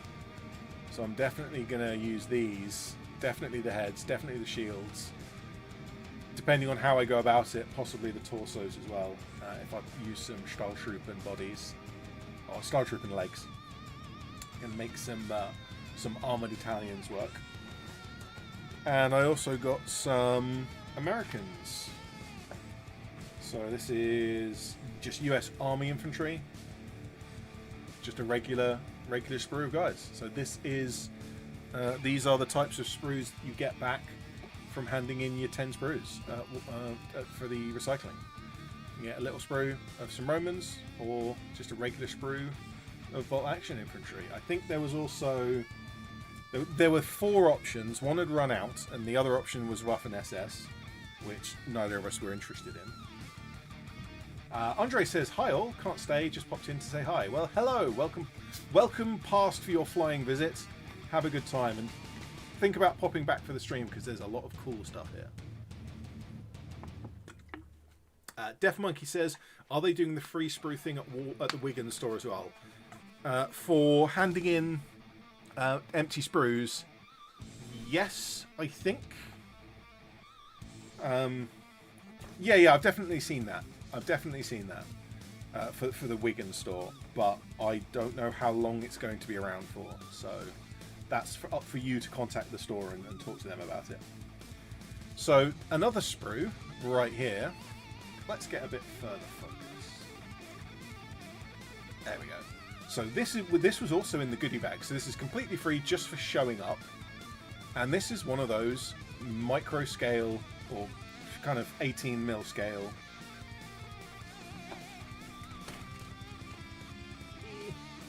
Yeah, about 18mm.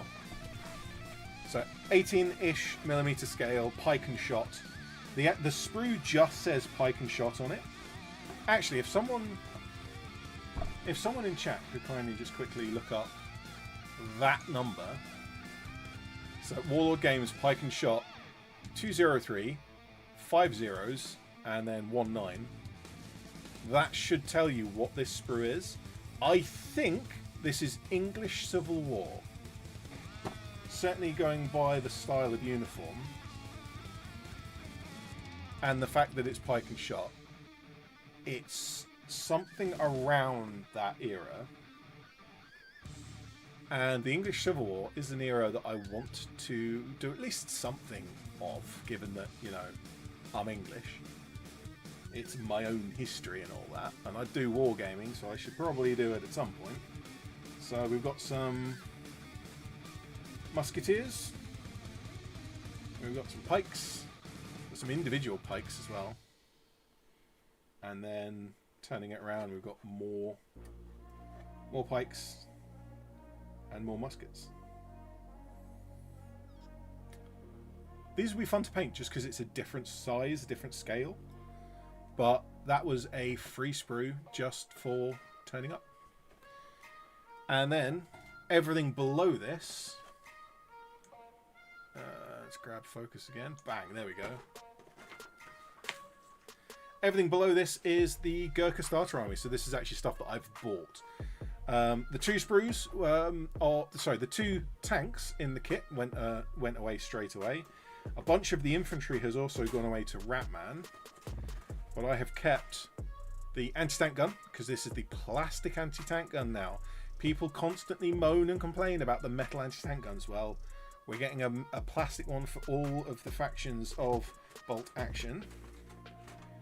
We've also got, for the same reason, because people keep moaning about metal, we've got a heavy weapon sprue, medium mortar, heavy mortar, and a medium machine gun, so Maxim machine gun there.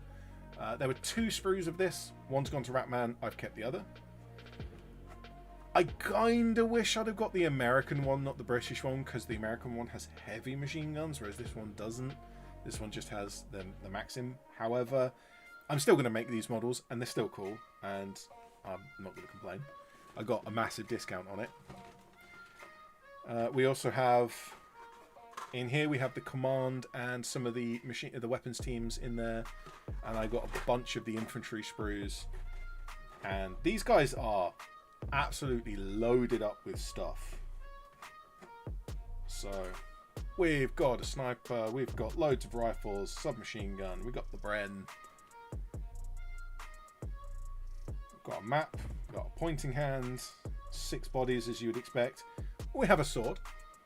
You need a sword. You definitely need a sword. We've got some M1 carbines from the Americans. We've also got my personal favourite, the 1928 Thompson. Not the M1, the 1928. Much cooler. I want one of them. Plus the Stens that we've mentioned. But in terms of special weapons, sniper, flamethrower, light mortar, and Piat. That is 4 special weapons. And for reference, for those who don't realise why I'm making such a big thing of that, most of the infantry sprues for Bolt Action, they all come with rifle, submachine gun, light machine gun, or for the Americans, BAR, rifle, submachine gun, BAR. That's fine. And they will usually come with 2 special weapons. Anti-tank gun and a light mortar, sniper and a bazooka. Depends on the sprue, it's different. There's usually 2.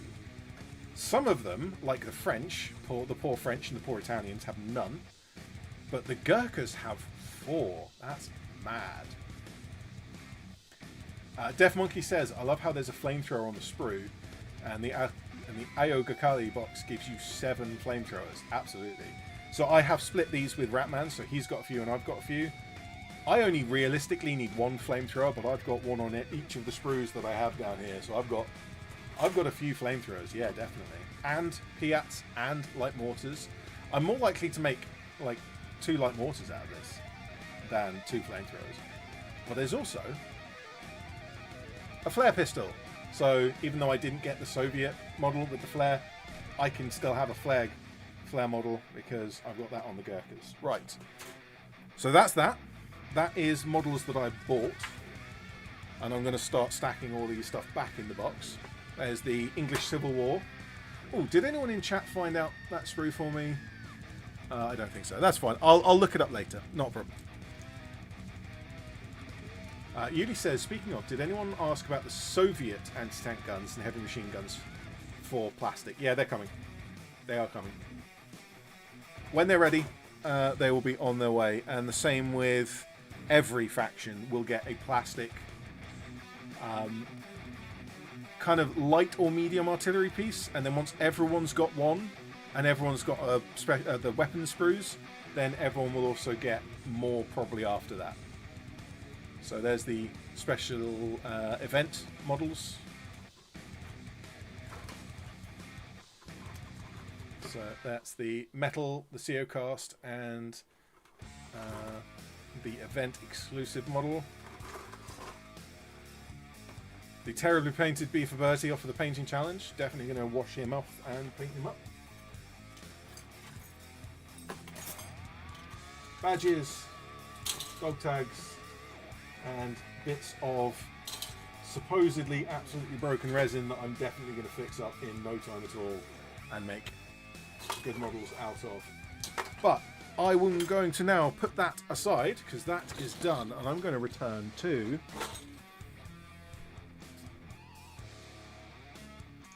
this.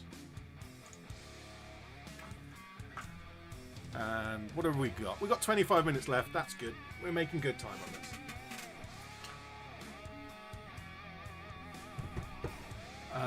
So this is the the fight in my chat between whether those resin arms are Mudskipper or Merlin arms is continuing.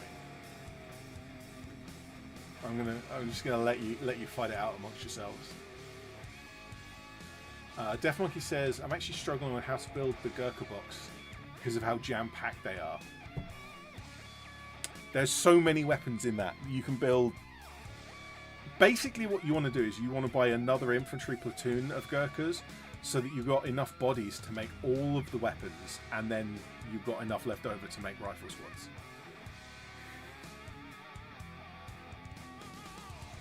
Yeah, I think I've probably missed some stuff in chat. I tried to keep... Oh, Ratman says I have 6 cats, not 6,000. I said 1,000. Ratman has too many cats. And the fact that every time I blink, I'm surrounded by more cats. It's... like, I come back from Ratman, and I wash my clothes and I have a shower and go to work, and 3 days later, 3 showers later, I still find cat hairs all over the place. It's crazy. Deaf Monkey, in relation to the argument that's being had, says, you might be correct, Yuli, but I'm never wrong. So, like... Yuli says, oh damn, the Brits got the Stolen Rift Tech 2. Game recognized game. What? Don't know what you mean by that. Anyway. So, the seminar, the Conflict 47 seminar, and in the room we have the head of product for Conflict 47. We have one of the main designers for the models of Conflict 47, who spends most of his time making French stuff. And we have the head writer, who deals with both the stories, the lore, but also the rules of the game. So between these 3 people, we have a lot of the brain power behind... Deaf Monkey said, lad tracks time with showers. No, I specifically mentioned showers because I'm talking about cleaning away the cat hairs, and the cat hairs are still there. The cat hairs they find their way off of you, and then they find their way back onto you after you have just cat hairs are insidious, evil things. So are the cats that they come from. So these 3 guys are the main brains behind the organisation of getting Conflict 47 as a game produced, getting the books made, getting the models made, getting them organised, the entire industry behind that, because there's a lot that goes into making a model. Because you can't just say, oh, let's make a plastic model and sell it next week. It doesn't happen. You have to go through so many design revisions, so many like production revisions of sprues, and the more revisions you go, the more it costs and the more time it takes. Yuli says that was the Merlin stealing the mud skipper arms. Not important. Oh, okay. Let's talk about the seminar. Yes, let's. So, what they did, unlike last time, in previous years, they've had a specific thing that they want to talk about. They'll discuss releasing the game. They'll discuss. We often did this for Bolt Action previously, and we did this for Conflict last year and this year. But previously, in these various seminars, they'll have a discussion, a topic of discussion, and they'll start off and they'll talk about what they want to talk about, and then at the end, they open it up to questions. And that's it. Any questions? Let's talk about what you want to talk about. Like raise some concerns. Like talk about what you like. Kind of ask questions about what's coming later, that kind of thing. This year, they didn't do it in that kind of way. They didn't have anything, like they didn't have their own scripted thing or their own discussion that they wanted to have first. They walked in and they straight away said, right, this whole hour that we're going to talk today is going to be answering questions. We're just going to answer your questions for an hour because there are so many people with so many things to ask about that we think that's valuable for our time, because we want to talk with the community. We want to get your opinions on things. We want to get your views on things. We want to get what you're excited about. We also want to get what you're unhappy about, so that we can point the game in the right direction. And the fact that these three kind of designers of the game have sat down for a whole hour specifically to do that, rather than just like 10 or 15 minutes at the end of a talk, they're spending a whole hour, they're spending their entire time getting our questions, really shows that they are putting the community as part of this game. They're not just going to make something and churn it out to get money out of us. No, they are involving us in the design process. They want to make what we want to make. They want to make what we want made. They want to make what we like. They want to make what they love as well. And it's all connected together. And I think that mentality behind this is so refreshing to see. Not only in wargaming, especially with certain companies who definitely don't believe this kind of way of doing business, but just in general, just across so many companies that you see today, they just don't behave like this. They don't treat their products like this, and they don't treat their customers like this. But Warlord Games really does. And that is one of the reasons why I've been supporting them kind of so heavily, and partly it's because I am me and I get hyper focused on a particular thing. So when I do Bolt Action, I make Bolt Action videos for 3 years and nothing else. And then when I do Conflict, I basically make 52 Conflict videos in a year. But it just is the mentality that they have is so refreshing to see. So I'm going to try to remember some of the questions that were asked during the talk. It was an hour, and this was 2 days ago for me now, so I don't remember everything, and I don't have any notes, so I don't have any recordings of this. At some point, Warlord Games are probably going to publish the recording of this. They did have a camera set up just out of the kind of, it was just behind this guy's head. There was a camera pointing off to record it, so hopefully we'll get that. They've done that in previous years. So the first question that I remember was my question, and I asked, with Bolt Action and Conflict 47 being essentially the same game but with differences, there's a lot of rules that are the same rule but behave differently in the two games. The obvious one to talk about is Tough Fighters. That's the one that people notice first. In Bolt Action, Tough Fighters gives you one attack and you get a reroll on that attack. In Conflict 47, you get an additional attack, so you get 2 attacks, but you do not get a reroll. And when you've got 20, 30, 40 rules that have these slight differences between the two game systems, a lot of players are getting kind of confused when they're trying to play both. And a lot of people do want to play Bolt Action and Conflict 47, and they want to kind of play both games kind of interchangeably, but it gets confusing to play between them. And I raised this to the guys, and they responded that the reason for the differences are that the way that bolt action works and the way that conflict works, they need to feel like different games. They can't just be exactly the same game, because they need to, like, conflict, like, bolt action needs to feel historical. It needs to feel grounded in reality, whereas conflict, whilst it does have a sense of being grounded, it does need to be wild and wacky and have these kind of ways that we can push it forwards. So for something like a squad of Soviet submachine gunners, if they got 2 attacks in close combat, that would be crazy in bolt action. That would be just way over the top. But in Conflict 47, a squad of Ursus getting rerolls to hit in close combat is equally absolutely mad. And so they have chosen all of these rules to be different in the 2 games for a reason. But he did say that this is something that he's happy to hear. He's happy to hear about these problems, because it's something that he'd like to fix, like to address. And what can he do to make it easier for players to play both games at the same time?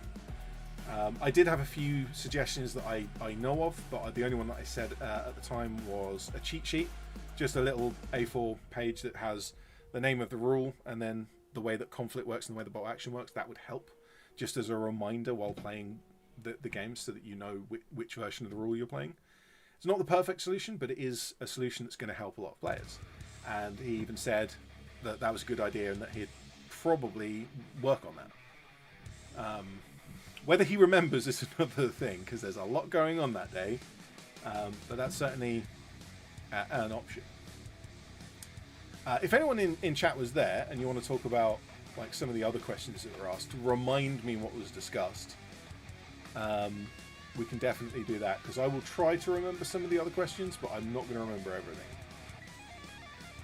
But going back to that first question that I asked, the way that he answered it, the way that he discussed it, and how open he was to the criticism, and how immediate he was about wanting to come up with a way forward, not just like writing a solution and ignoring it, but actually coming up with a way for players to play both games, is again reassuring. And I want to come back to that.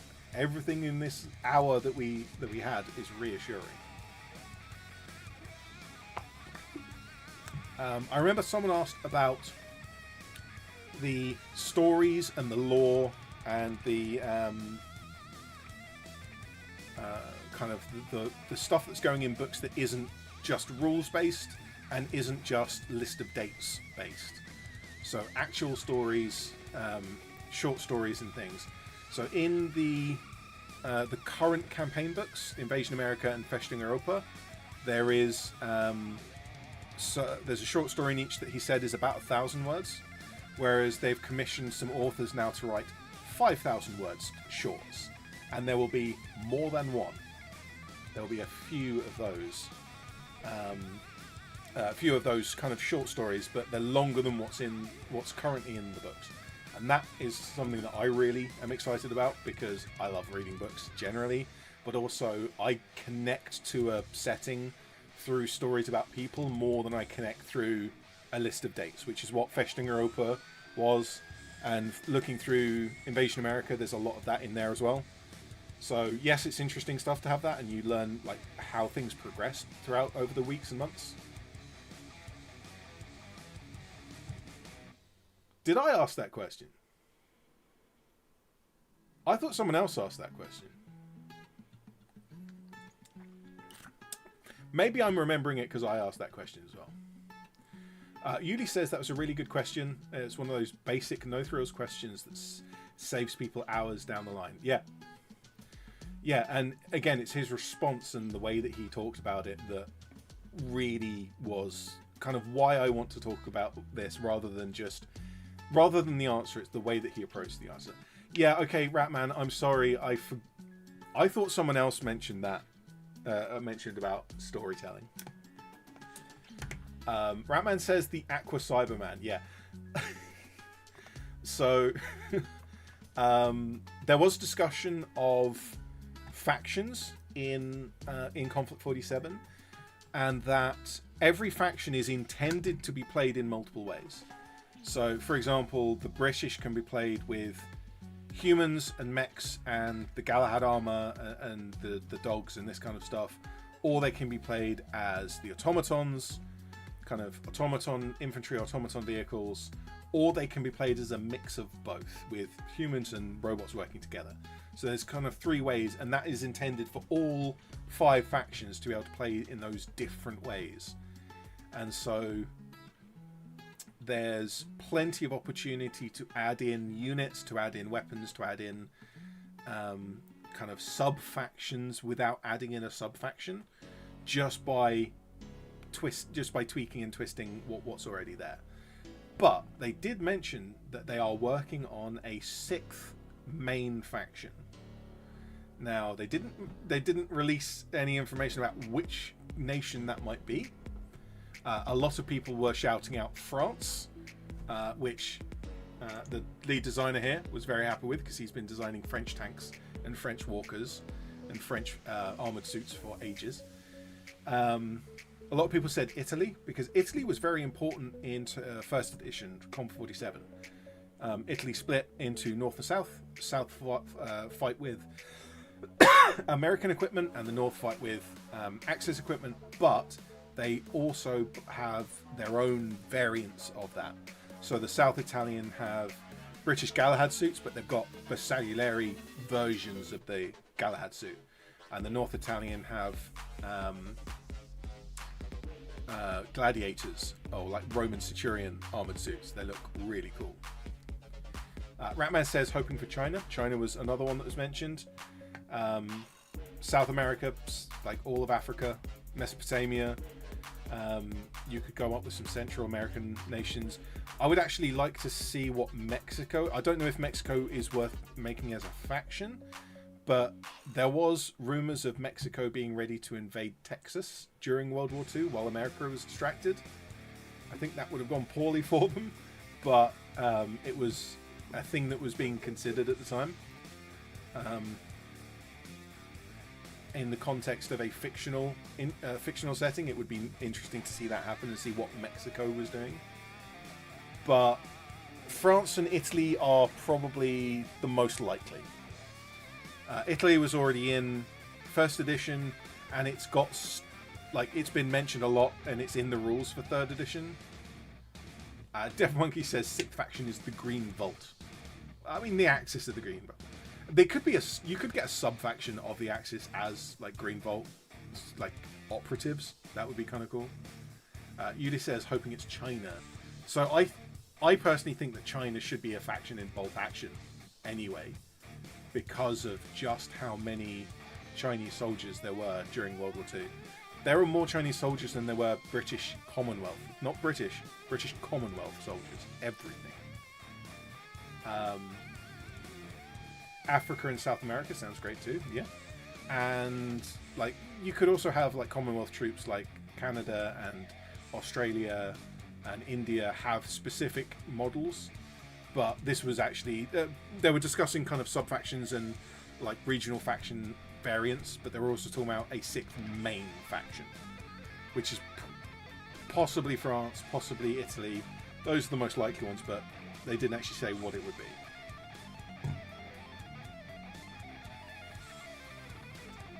What else was discussed?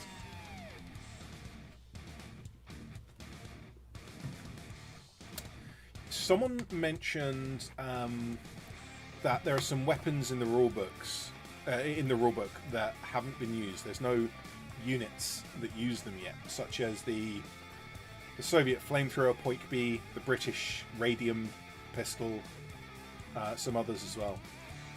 And what Warlord Games... what these guys kind of discussed in response to that question was that they don't want to have anything in the core rulebook, especially the core rulebook, but also the other books as well.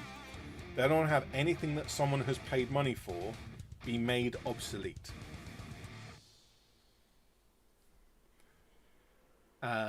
They don't want anything in the rulebook to be completely overwritten and thrown out.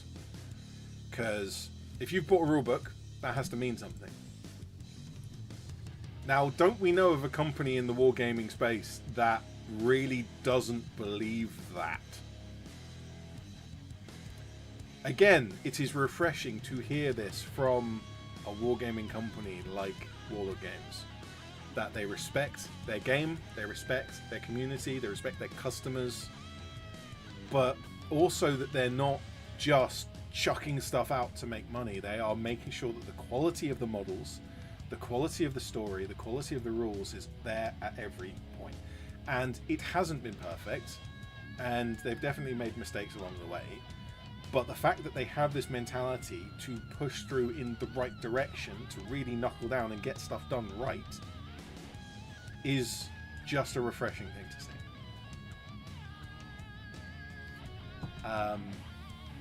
There were plenty of other questions asked. We had a good little chuckle at a few things, particularly the Aqua Cybermen and the undersea conflicts game that we shall soon see. Submarine conflict warfare, that would be fun. More kind of in jest than a serious discussion. One thing that he did mention was that at the beginning of the discussion of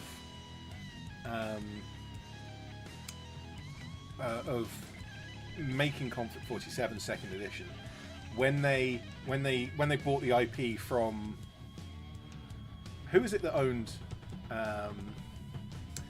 Conflict? I can't remember.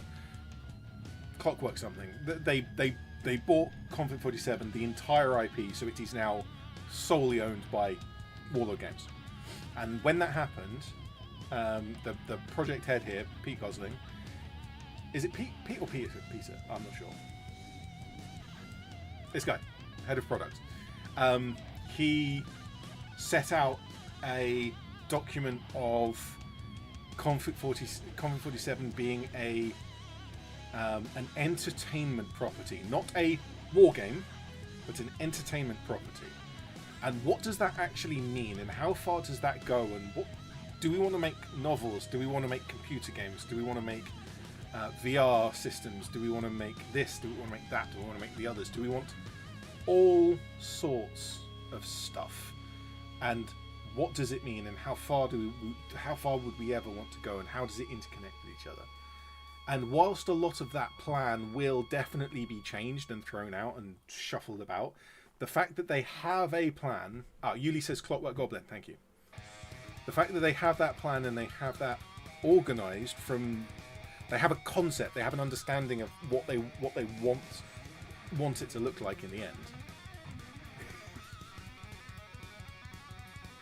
Yuli says the first 90 minutes of the stream is mostly photos of my arms, and the rest of the video is arguing about whether the resin arms that I've got are Mudskipper or Merlin.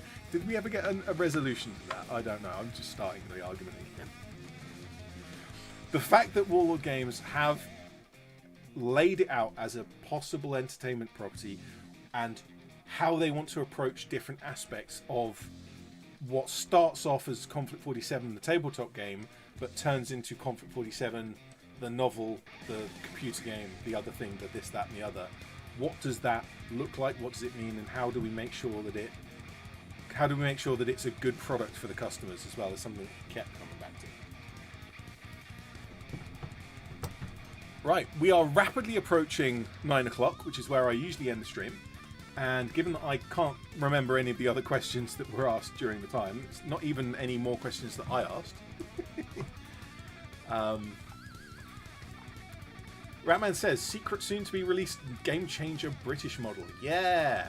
So he was very much alluding to a new model being just absolutely epic to the point where he didn't want to let anyone know about it at all. He doesn't want to let anyone know what it is. And I actually do... I may have managed to sneak in some information out of someone else, but I'm not going to share that yet. I'm going to make a little announcement for that separately. But it was quite amusing that he was saying he wants to make a, like, when the model, not just the model, but the concept behind the model is such a cool and important thing for Conflict 47, that he wants to release it as like a little animation, an animatic kind of thing of of that to make it this really big release for when it comes out. And I thought that's an exciting thing to look forward to.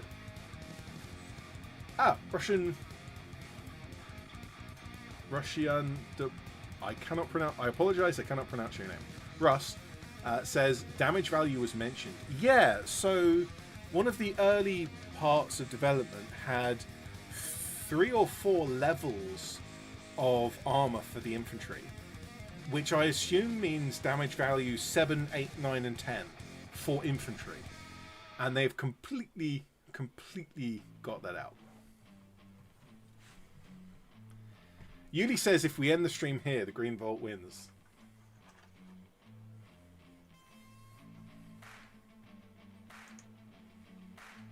This is acceptable.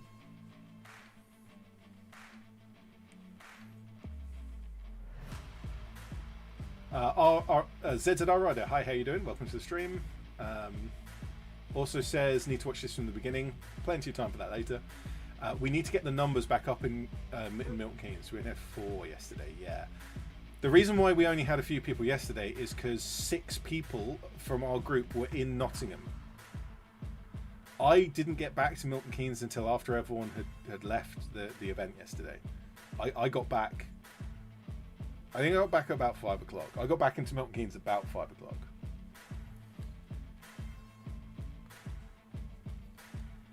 Deaf Monkey says, is it that Pantheon model? Meh, I couldn't possibly say. I don't have the full story. That's the thing. I only have like bits and pieces. But we know it's British and we know it's going to be absolutely amazingly cool. Russ says there are also people complaining about damage value like the wolves and bears. Yeah, damage value 8 infantry are an issue at the moment, especially if you play the Japanese. Like me. Yuli says that the first 30 minutes of the other stream was talking about Games Workshop beef anyway. Us conflict people can stick around to learn more. Russ says people are asking for more +1 pen. I think people are asking for more than +1 pen. I think this is actually something that I've been kind of contemplating a lot. Having an infantry squad with +1 pen, whether it's Shibori rifle, whether it's Tesla, submachine gun, whatever it is, having +1 pen across a squad is good. Having a single model or maybe 2 models in that squad that can give out more than that, so a light Shibori cannon in an infantry squad, or even like a light machine gun version of the Shibori, something like the heavy Tesla rifle that already exists, that would be great for the Americans and the Brits. For the Germans, it would be a Schwer's light. Like machine Schwer is way too big, but we're talking like in somewhere in between a Schwerfield MP40 and a Schwer light projector, or machine Schwer, the one that the Vogelspinner has. That's the light cannon version. There's a submachine gun version. What we need is in the middle, we need a light machine gun version. And so if we can have something like that for each faction, or an ability kind of like Shiboru to combine and get more pen out of it. I would actually like for the Shiboru rifle squad to be able to like stand and deliver kind of volley fire kind of style, where they treat an infantry target as a vehicle and get +2, and don't get the extra hits, they get the extra pen instead, as if they were fighting a vehicle, even though it's like an Ursa squad or a Shrek Wolfen squad. It would be a very small tweak to the rules, but it would mean that they're much more versatile. And I already love that squad anyway. Okay, so we are past 9 o'clock, so I'm going to finish up the stream.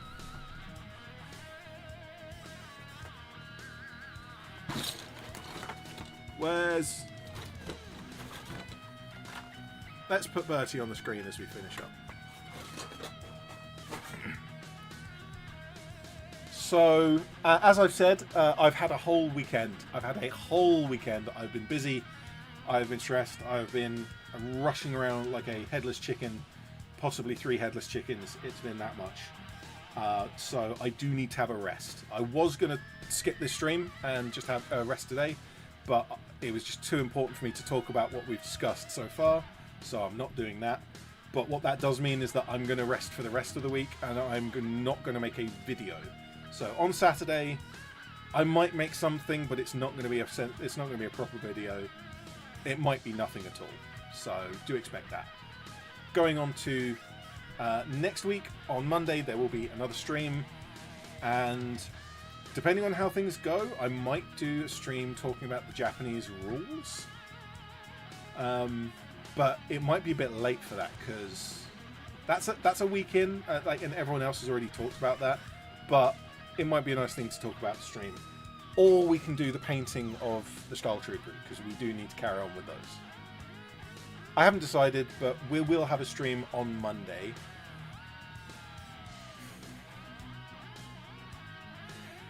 Yuli says, to bring this back to the beginning of the stream, this isn't real, Ed. He's a Rift Skinwalker like FDR. The Vault 1 for now. We'll be back with more shitty Mark 1 armor and amazing Poikby guns.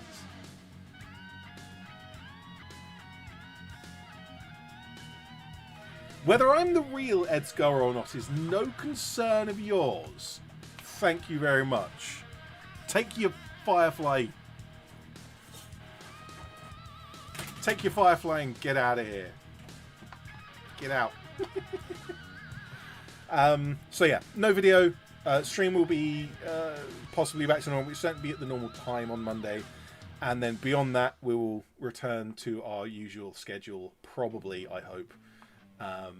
But for now, thank you to everyone who popped past. Thank you to the many of you in chat. And thank you especially to all of the lurkers. I know you are there. I know you are there lurking away and not commenting.